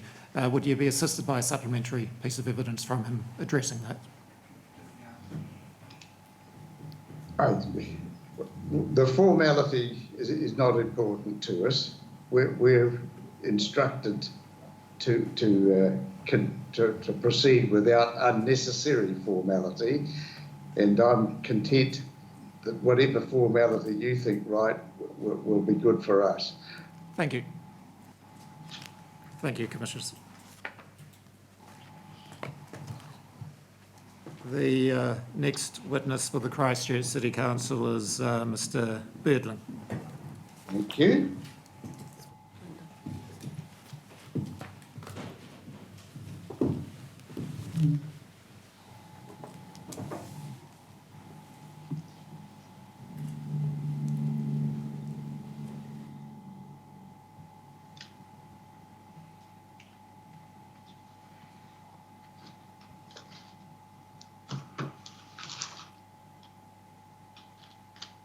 So, Mr. Birdling, we've read your original evidence, we've seen the appendix, we've seen your rebuttal evidence, and you've kindly given us a summary in the last few days, and we've read that too. So, bearing that in mind, you can continue with whatever preliminary remarks you'd like to make before we come to questions of you. Okay, thank you. Good afternoon, Commissioners. My name's Greg Birdling. I'm a water engineer, and my primary experience has been in the design, construction and operation of water treatment plants and other water-related facilities. And the thrust of my evidence is if Christchurch City Council needed to address the nitrate levels in their water, what could they do and how much would it cost? In terms of what they could do, we have considered, or I've briefly considered the use of point of use treatment, which is where people put something under their sink, generally, or somewhere like that, and it treats the amount of water that they put into a glass, and you'd have one of those installed in every tap in town that's used. But we've discarded that as an option for Christchurch City. It's not really a very desirable or appropriate option for a large city, because you simply don't have control over the performance of the vast number of devices that are out there. So if we look at treatment options available to remove nitrate, it requires a specialist water treatment plant to be installed, and there are different options available, but the one we've considered in more depth is ion exchange, and this would be applied at each of the 48 water supply stations that Christchurch has dotted across its city. Noting on from Ms O'Brien's evidence that Christchurch has a fairly decentralised system, so it's difficult to treat it all in one place and send it out. You end up having to treat it at all the sites where the nitrate levels are high. And then I've looked at 3 scenarios for nitrate removal, because it depends how much you need to take out. So the first scenario was half of the existing MAV, which is 5.65 milligrams per litre, and the next one was 3.8 milligrams a litre, which aligns with the PC7 objectives, and the final one was 1 milligram a litre, which was Christchurch City Council's submission. And so looking at those scenarios, I've estimated costs for putting treatment in the existing stations, and those costs range from about $829 to $1,507 million, depending on how much you needed to remove. I also had a look at how much it might cost to go to an alternative water supply, and the only alternative water supply of any real note around these parts is the Waimakariri River, and to conventionally treat that and distribute it through Christchurch would require obviously a new large treatment plant, lots of pipes, pump stations, and I had an initial estimate of 2.149 billion for that. And so that concludes really my evidence. Splendid. Well, thank you, Mr. Birdling. Any questions of Mr. Birdling? Commissioner Van Voorthuizen. Yeah, just a very simple one to start with. Does chlorination have any impact at all on nitrate levels in drinking water if the drinking supply water is chlorinated? No. Now, you've assumed a starting point of 7.9 milligrams per litre and applied treatment costs after that. To help us better understand the modelling data, we've asked Environment Canterbury to give us some further information, and they produced a memo dated 28th of October, which, using the 50 percentile figures from their modelling, shows that under status quo, which is the current pathway, so assuming no intervention, the groundwater nitrate level would reach 1 in 2050 and 2 in 2100 and 2.5 in 2200, so a couple of hundred years away. Does your evidence provide us with information on what the treatment costs would be for those lower levels of nitrate in the groundwater? No, I've based it on that assumption of the 7.9 starting figure, but obviously there's a lot of permutations with what that number might be and where it might appear and when that would affect the overall cost.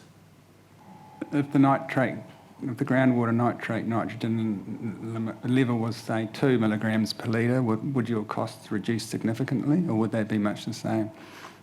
Well, it depends what your objective was. If it was to get down to 1, they would be, you've got to treat basically half of the water, which would be pretty similar to the 3.8 milligram per litre one that I've considered, because that's treating half of the 7.9.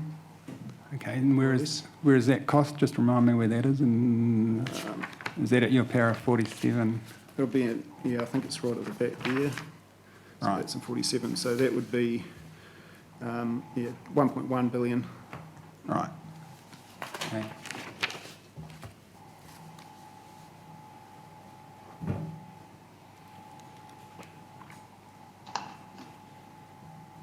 All right, thank you. Thank you. Commissioner Solomon? No questions from me, thank you. And I have no questions either, Mr. Birdling. Thank you very much for preparing your evidence and coming in and giving it so clearly. Thank you very much.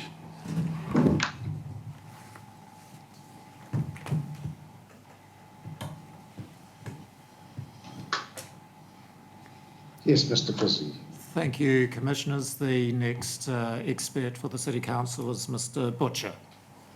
Thank you.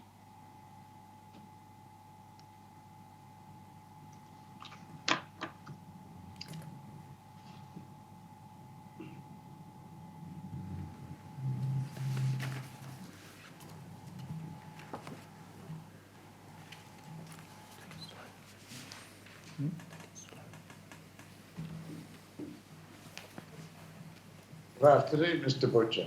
Good afternoon. Good afternoon, Commissioners, or morning perhaps it still is. I have one small change to make to my evidence in chief. It's in paragraph 21 on the top of page 7. I had a figure in there which says 16.3. That was something I failed to pick up when we did some editing. It should have read 19.0. It doesn't change any of the other figures in my evidence. So it's just going back to that paragraph 21. Yes.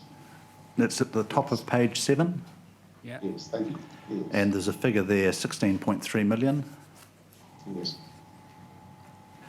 Yeah. Should have read 19.0.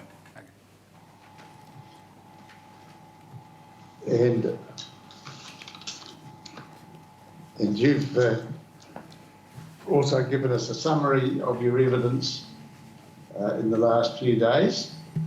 and we've read that as well. And is there anything you would like to say by way of preliminaries before we come to questions? Yes, if I give a very quick summary of the summary to get us all back sort of into the right headspace. Stage 1 of the Plan Change 7 proposal, I've estimated would cost about $160 million. Stage 1 and 2 would be about $457 million. If we were to implement those two together, stages 1 and 2 in the first decade, rather than stage 1, decade 1, stage 2, decade 2, it would cost, my estimate, an extra $112 million. The Christchurch City Council has talked about having a reduction of 40% in sub-area A in the first period of the plan. I wasn't able to accurately model the cost of that because of a lack of some data. But to the extent that I could estimate it, it would be pretty similar to that 112 million. So I guess I'm saying that whether you did stage 1 and 2 in the first decade, or whether you proceeded with what the City Council has proposed, which is a 40% reduction in sub-area A in the first decade, in both cases it would be that extra 112 million.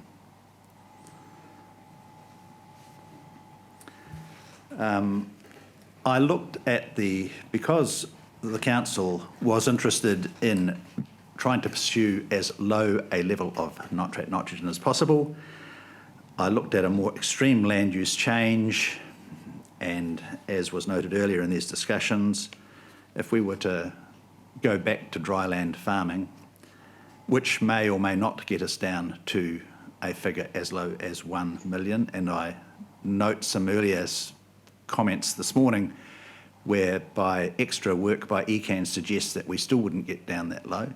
I think that was my understanding. I said it would cost about 2.55 billion, which is 2.1 billion more than Plan Change 7 proposes. Plan Change 7 already, as I've said, would have some pretty significant costs. Obviously, as you just heard from Mr. Birdling, it would be considerably cheaper to treat the water than to stop all that farming. I would make the point, though, that treatment doesn't give you the same outcome as a reduction in nitrogen. I think there are a couple of obvious areas. One is in the effects on the environment and the number of animals that survive in the water column at one level compared to the rest. So that's not something which Mr. Birdling's treatment is going to achieve. I think the other one is just the way people feel about things. So I can put some numbers on it, but it may be that the community just is not willing to accept higher levels of nitrate in its groundwater, regardless of whether we've treated them in its drinking water. I noted that the benefits arise primarily to the landowners. It's, if you like, a windfall gain that they've achieved by being able to farm in the way that they farm, and that, of course, has been reflected in the land prices. In my rebuttal evidence, I looked at the comments made by Mr. Ford and Dr. Dool that were likely to lead to bankruptcies, and I outlined why I disagree with that as being a very likely outcome. It's not that I'm saying it won't occur in any cases, but I think that in those cases it will be where people are already in great difficulty. And the reason, of course, is that these things come in over the first 15% in 10 years, the next 15% in another 10 years. It's a long time for people to adjust, particularly in the environments we have now. And in fact, if I was rewriting that evidence today, I would probably emphasise even further how rapidly all sorts of asset prices are rising. So it would be even less likely that they would go bankrupt. So that's a brief summary of my summary, and I'm happy to answer any questions. Well, thank you very much for that brief summary of the summary. Very clear. Commissioner Van Voorthuizen, questions of Mr. Butcher? Just a couple of matters. The first one arising from your rebuttal evidence, and it's at paragraphs 5 to 7, and you just touched on it, and you're disagreeing that there'll be a decline in farm value, at least in the short term.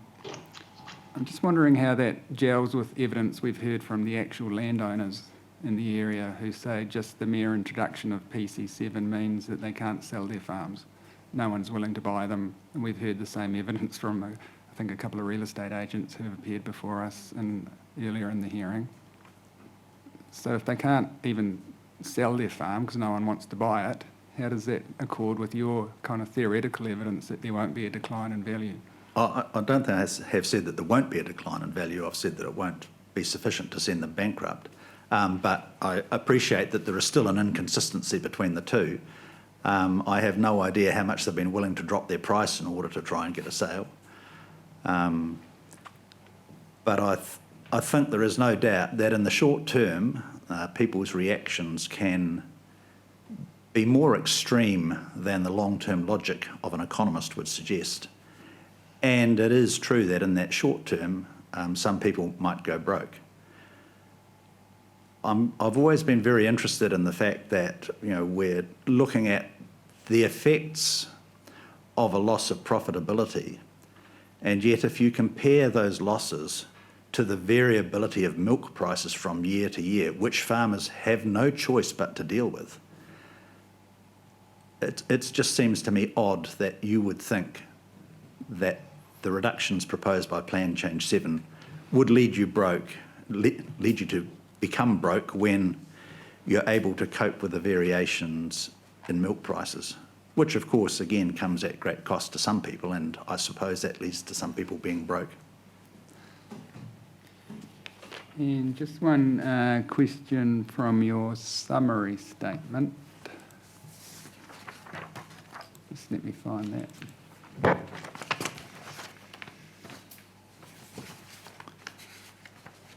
And it's regarding the cost, the 2.1 billion cost of having a nitrate nitrogen limit in the Christchurch City groundwater of 1. And you say at the end of your paragraph 4, you note the council does not seek that outcome. My understanding is that's exactly the outcome they are seeking. And that was set out in the legal submissions at paragraph 41, and Ms Carter's summary at her paragraph 23, Ms O'Brien's summary at her paragraph 26. My understanding is that actually is the outcome they're seeking.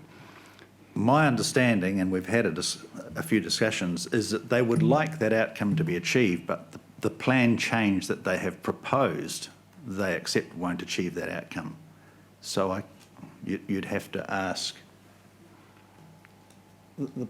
Yes? But you're probably best to ask Ms Carter that in due course. But that's my understanding, is that they would like, it was, if you like, an aspirational outcome, that's what they would like to see. And certainly I was at a meeting with city councillors when that was the last council, made it very plain that that's what they would like to see. But I guess there's a pragmatic reality in the council's changes that it sought as well.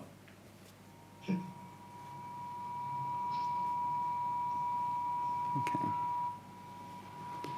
All right, thank you.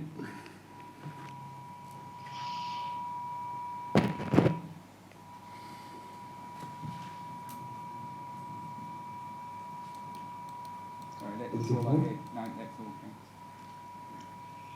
Commissioner Solomon?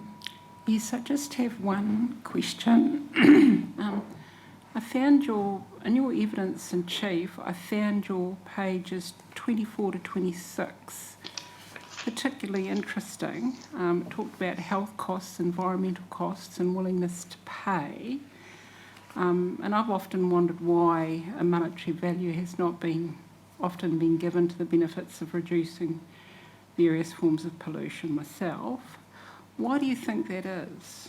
Is it hard to estimate? Or? Yes, it's hard to estimate. Economists used to be very confident that they would be able to do that, and they had some techniques that they used, and one of those was a public willingness to pay.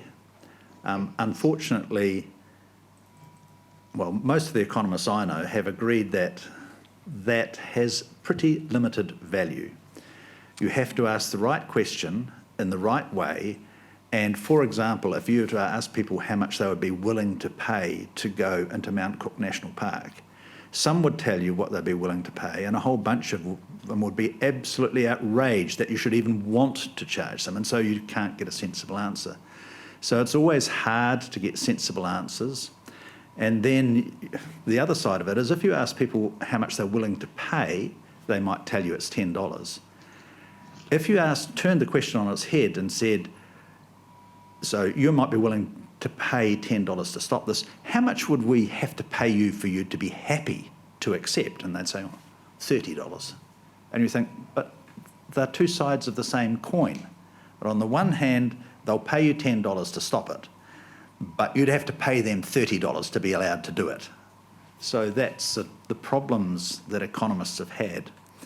And it's just very hard to ask sensible questions of people too. And I guess asking them to have what would they be willing to pay, you're going to get a not a very positive response anyway. Perhaps, and I'm sure others have thought of this, perhaps if you ask them what they're willing to save.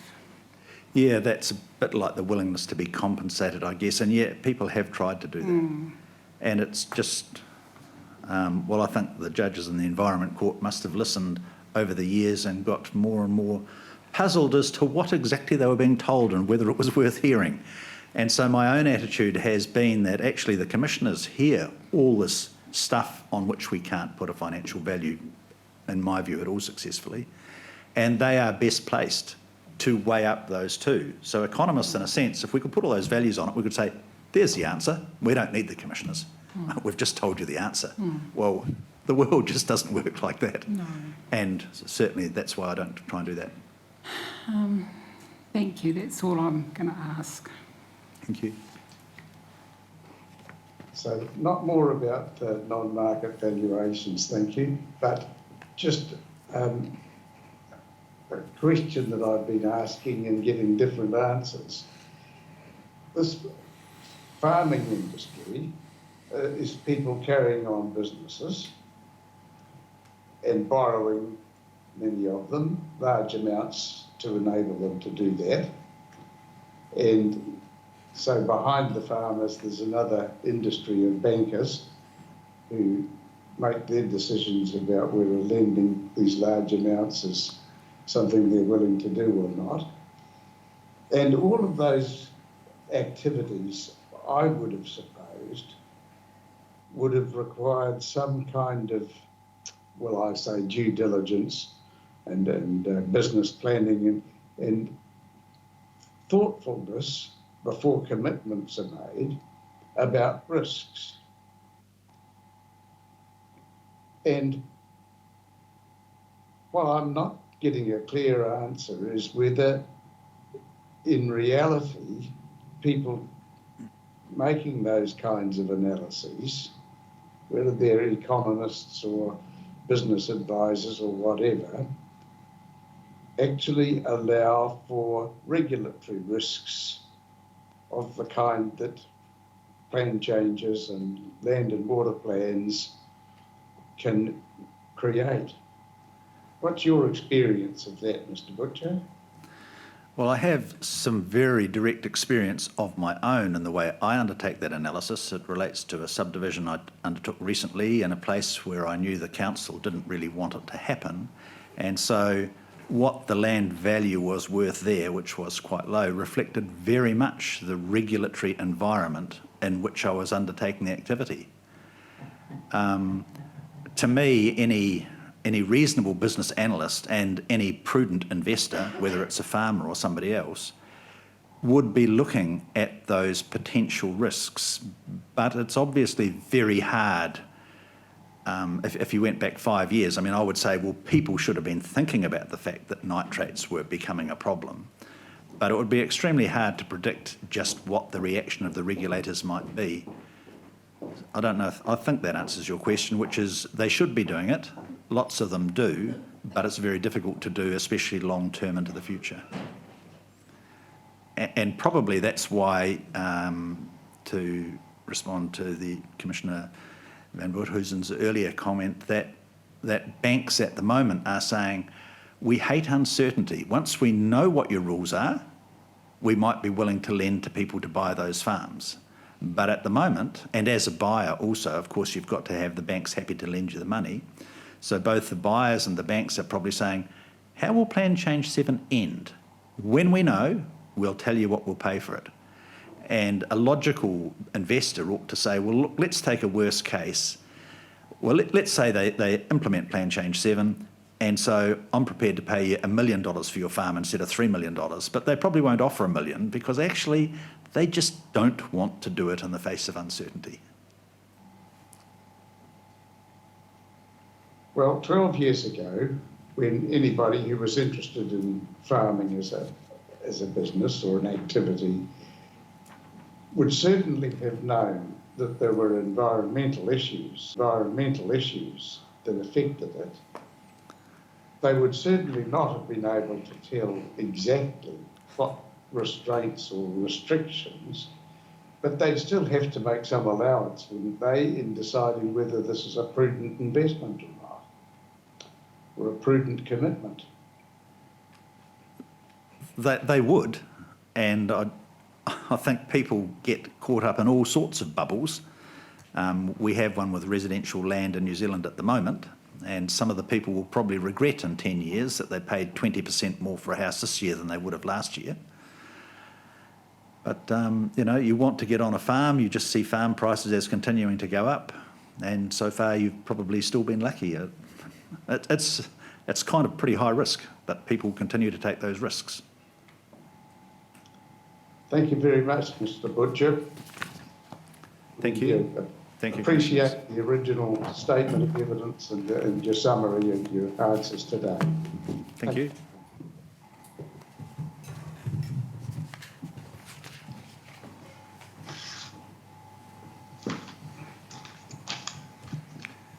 Thank you, Commissioners. There are 2 experts remaining for the Christchurch City Council, and the second to last one is Dr. Margetts. Thank you.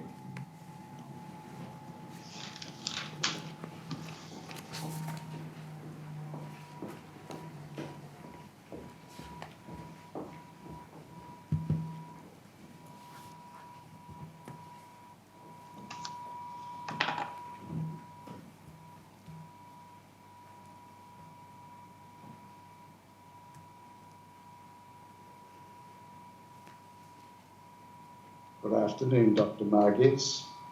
We have your evidence, and thank you for that. We have your summary. Thank you for that as well. Is there any further additional matters that you would like to mention by way of a preliminary? I'd just like to give a brief summary of my summary, if that's okay. Very well. Tēnā koutou kua hui hui mai nei, I mihi ana ki ngā mana whenua, tēnā rā koutou katoa. So the key take-home messages from my evidence was, firstly, taking into consideration the MPS FM 2020, and that really follows on to 2 areas. One, the nitrate levels within waterways, and then also ensuring that we incorporate those levels in groundwater to ensure that the targets in spring-fed waterways can be met. The second part of my evidence related to changes in the Indigenous fish species habitat. I was proposing to change that definition by effectively adding more species, in particular at-risk declining species, better defining the critical habitat, and incorporating more recent records of even those species already in the definition. Should there be scope to do so? If there is not scope to do so, I strongly recommend that the Regional Council keep this in mind for a prompt variation to the Land and Water Regional Plan. And the third and last key take-home message I wanted to mention was about Stegofauna, and about, I am aware that Graham Fenwick did a submission, and I've watched his submission, and I recommend that we have some sort of qualitative standard within PC7 to account for the Stegofauna and microbes within the groundwater. Kia ora. Thank you very much. Questions, Commissioner Van Voorthuizen?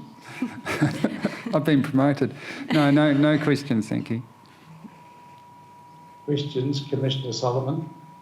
I think in Miss Margaret's summarising the summary, she answered the only question that I had. So, and that was about adding extra species into the threatened species list and the extent of the protected habitat area. So I was just wanting to clarify that you still are asking for those, that you didn't accept the officer's summary on why they rejected that submission. Correct. It's my understanding they rejected it based on those scope issues, and so my recommendation stands. Yeah, I have no further questions, thank you. So, Dr. Margits, I understand that bit about the stygofauna. Yes. But I'm not really with the practicality in terms of the microbes. Really, that was just carrying on from Graham Fenwick's submission. He talked about stygofauna and microbes. Yes, he did. Yeah, so that was just collating that together. So, but a regional council, if they make provision for in respect of adverse effects on microbes, they've got to be able to do something about it and monitor and check on compliance and things like that. Is it practical, really? No matter how much we may love the microbes, is it practical to make provision to protect them in a regional plan? I would have to say that I'm not an expert in that area, so I'm really basing my comments on the feeling that there is a lack of considering stygofauna, and basing my comments also, my rebuttal evidence looked at Graham Fenwick's submission. So I'm not an expert in stygofauna in any way, and I feel that Graham Fenwick's response when he was here with you is better placed to answer those questions. All right, well, perhaps Ms. Carter can help us in a few minutes. Thank you very much. That's all we have for you, Dr. Margits, and thank you.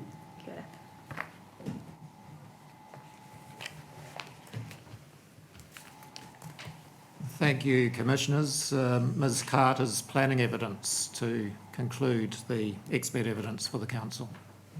Thank you very much. I was thinking of also doing a summary of my summary, if that's what you are happy with. Yes, by all means, whatever you'd like to do, Okay. Ms. Carter. Right. We welcome your presence and we welcome your evidence. Thank you. So, Commissioners, in my evidence in chief, I outlined the relevant objectives in the Land and Water Regional Plan. I also outlined the relevant objectives in the Canterbury Regional Policy Statement, those being objectives 7.2.1, 7.2.3 and 7.2.4. Objective 7.2.1 requires that fresh water is managed sustainably, that life supporting capacity of water is safeguarded, and that provision is made for community supply. I also like to add that I did have a look at the Canterbury Regional Policy Statement in terms of the issue of precautionary approach, and I did find some guidance in the Canterbury Regional Policy Statement on the issue of the precautionary approach, and I found that guidance at policy 7.3.7, 7.3.12, and the explanations that follow both of those policies, particularly on page 115, which the Commissioners may find useful. So just make sure I've got those numbers right. The first policy? 7.3.7. 7.3.7, yes. And policy 7.3.12. And the, Yes. and the explanations to those policies discuss the precautionary approach. Just a moment.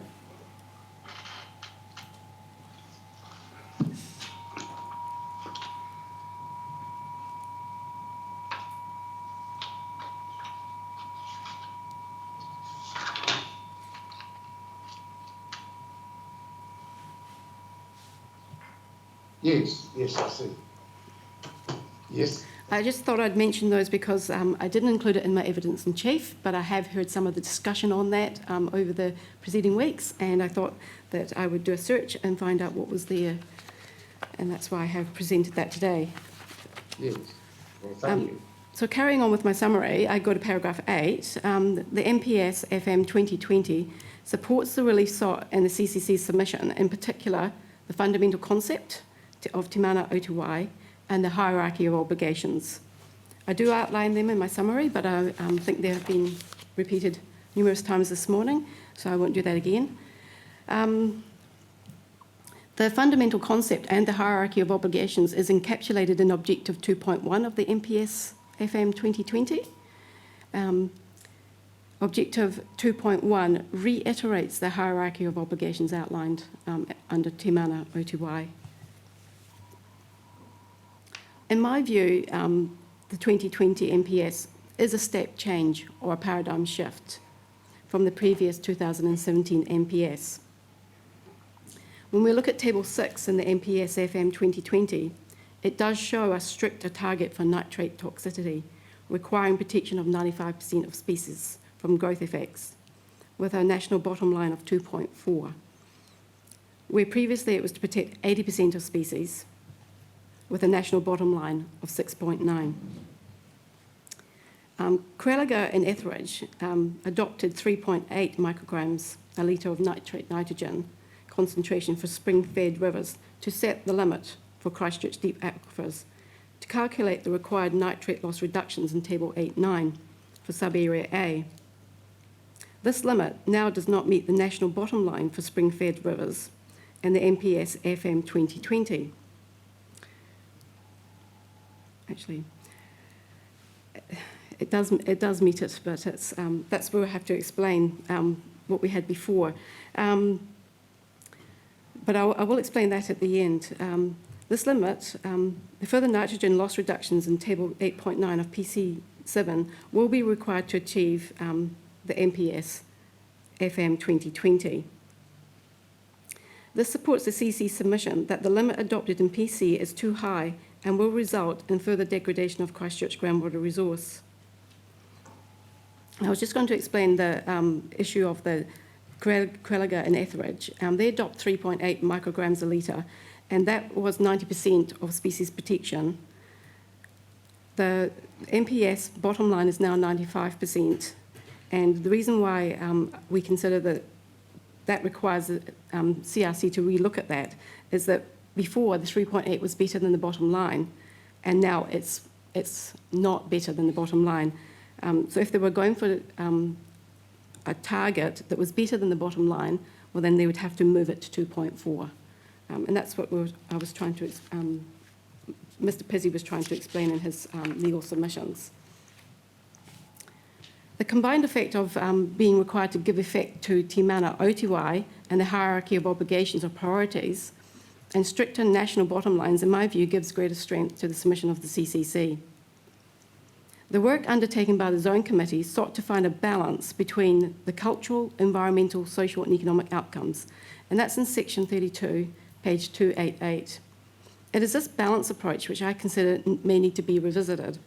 The discussions, investigations and recommendations that have informed PC7 were not undertaken in a policy framework where certain activities, resources, outcomes would actually have priority as per the MPS FM 2020 in respect to health and well-being of water bodies, the health needs such as drinking water, over providing for social, economic and cultural well-being. With a target of 2.4 micrograms a litre as a national bottom line for spring-fed rivers, fed by shallow aquifers, it is not unreasonable to consider managing deep aquifers at 1 microgram a litre, particularly when that resource is currently a high-quality drinking water supply. Overall, I reiterate the planning evidence relies partly on the evidence of Dr. Chambers that PC7's proposed target of 3.8 milligrams a litre nitrogen for deeper aquifers in Christchurch West Melton groundwater system is too high to protect human health, specifically in relation to colorectal cancer.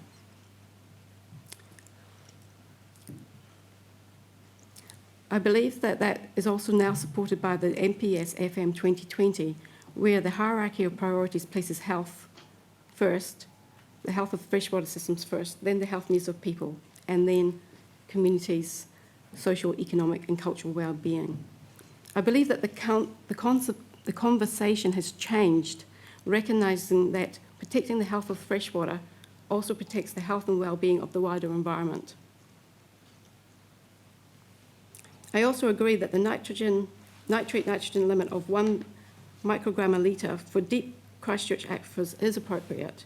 More stringent land use measures will be required to achieve this than proposed in PC7, and to achieve much faster reductions in nitrate losses from intensive land use. And in terms of the question that we asked Mr. Butcher, CCC is not saying it's necessary to go to dryland farming or forestry in order to achieve that, but there are other methods of, like I can understand that there could be in the future a more technological savvy dairy industry where feed pads, sheds and other technical solutions actually bring a higher land value to dairy rather than a lower land value such as dryland farming. So whatever it takes really to get a better result for the ecosystem and a better outcome for the community. And that's my evidence. Any?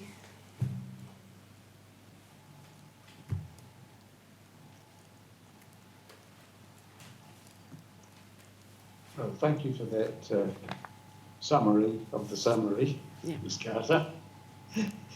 May we go to some questions? Yes. Mr. Van Dortussen? Just a couple of things. Firstly, your evidence in chief, paragraph 11.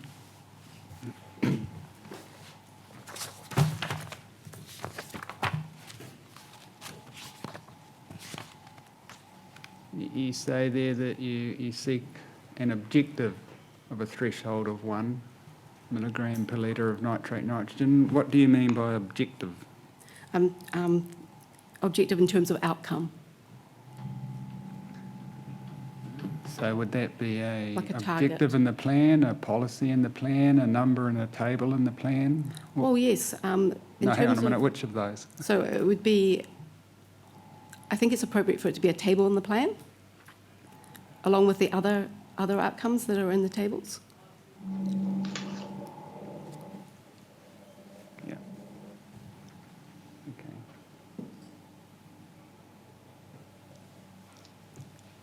So that would be somewhere in tables 8.5 to 8.8, would it? Yes.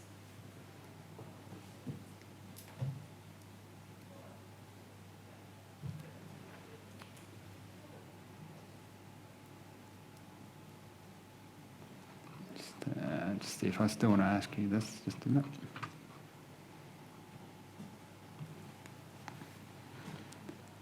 In your paragraph 26, third bullet point, you seek a value of 0.1 milligrams per litre for the Waimakariri River.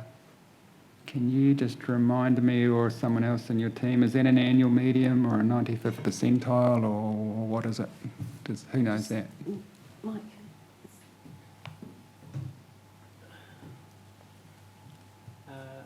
Or if you need to come back to us, that's fine. We come back to you. Yeah. I believe it's.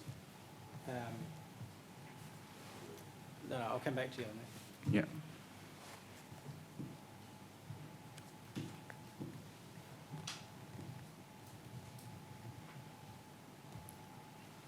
Okay. Just a minute again, sorry.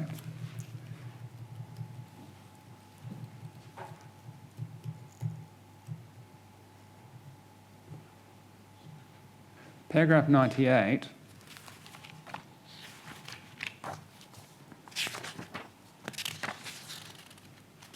Bottom of page 27. Second sentence, reductions in nitrate losses come at a potential cost to farming profits. Is potential the right word there? Oh, yes, I agree that there's a cost. I think knowing what that cost would be, but yes, I would take the potential off. What would you change it to? just the come at a cost to farming profits? Because I'm not Yeah. experienced enough to say what those costs would be. Okay. And paragraph 103. And again, it's this suggested limit of 0.1 for the Waimakariri River. And I'm looking at your last sentence. There is no mention of what limit would be appropriate for ecosystem health. So I was a bit confused by that. Are you saying that the 0.1 is necessary to achieve ecosystem health?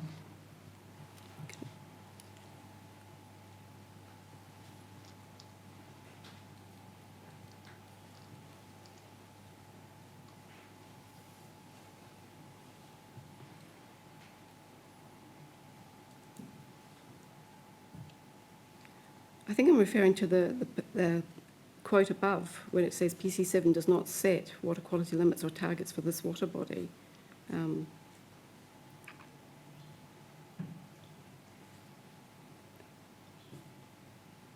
It's probably beyond my expertise to say what would be an appropriate level for ecosystem health.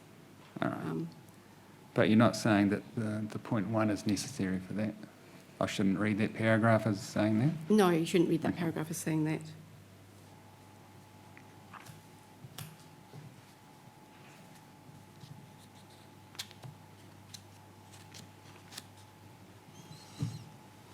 Okay.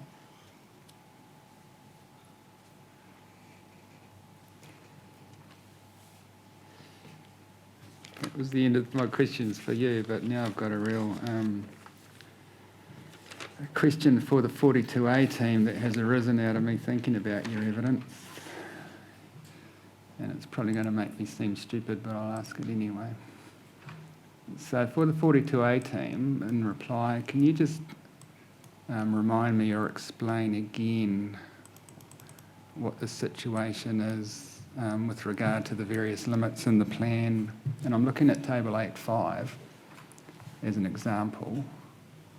So if you've got that in front of you, it would help you understand the question.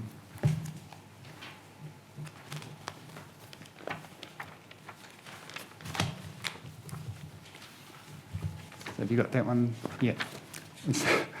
And so in table 8.5, there's, and I'm looking at just the top row as an example for my confusion.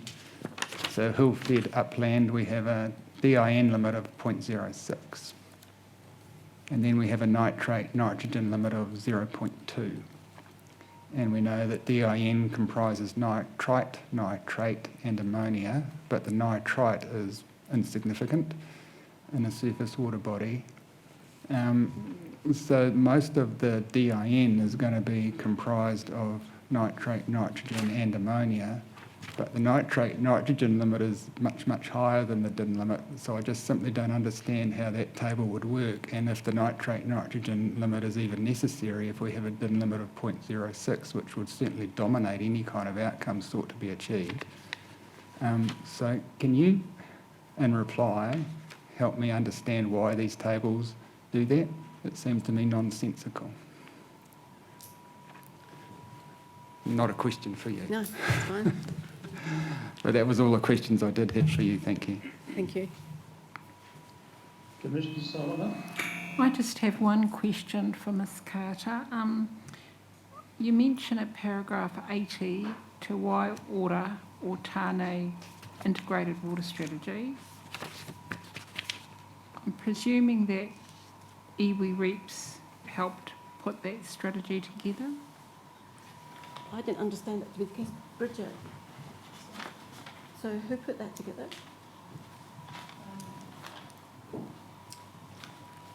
I'd have to come back to you on it, but it was the council prepared it, and I'm sure that there was engagement with Ngāi Tahu in the preparation of it. But if you want me to confirm that, I can check it and come back to you.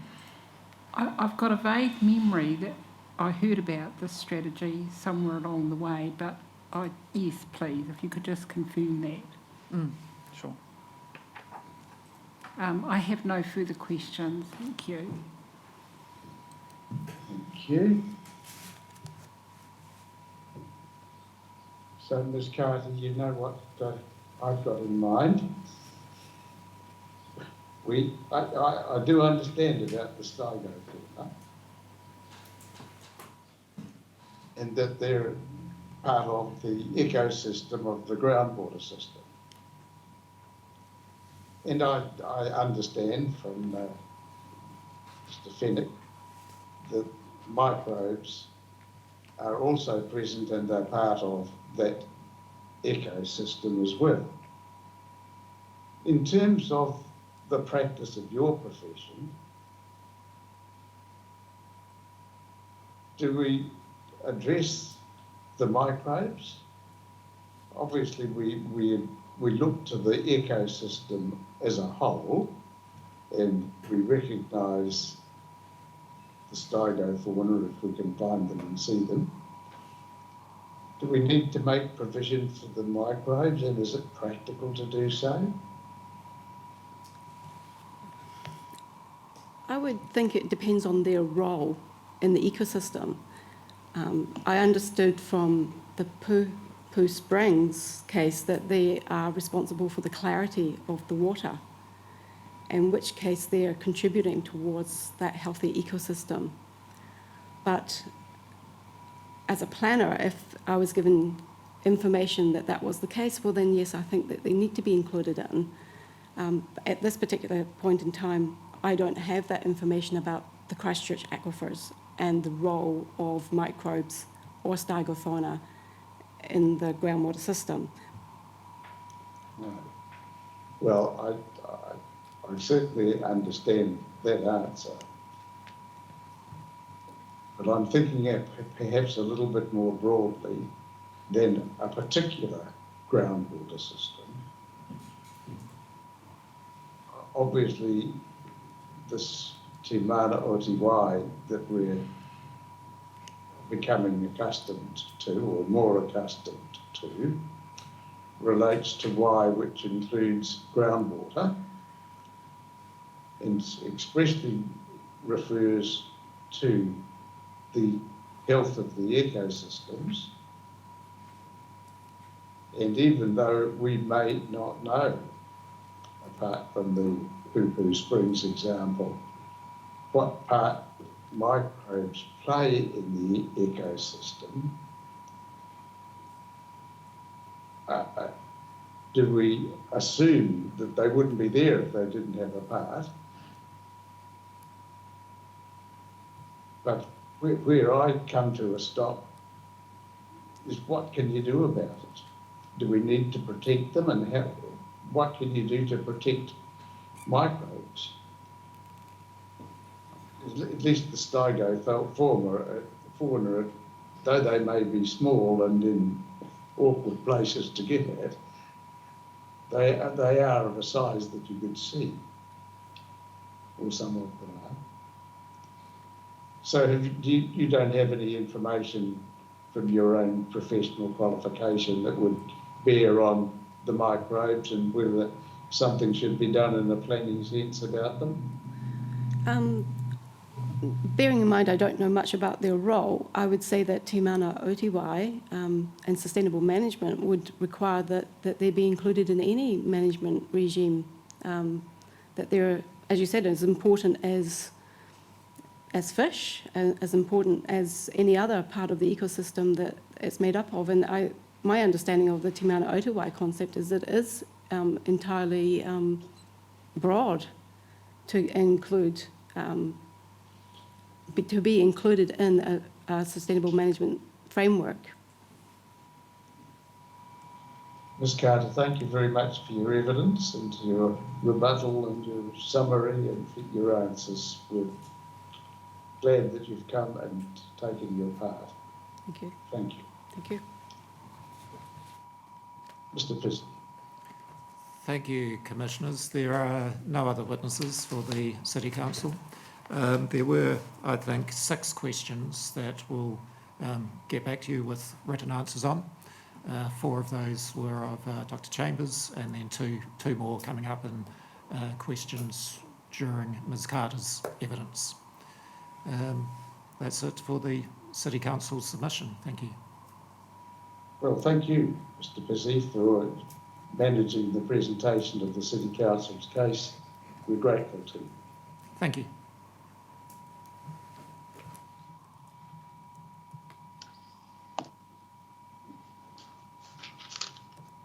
Now, I believe that the next submitter is Mr. Craig McIntosh. Are we expecting Mr. McIntosh at 2 o'clock, Ms. Fernando? Yes, we are. Splendid. Well, we'll adjourn now until 2 o'clock.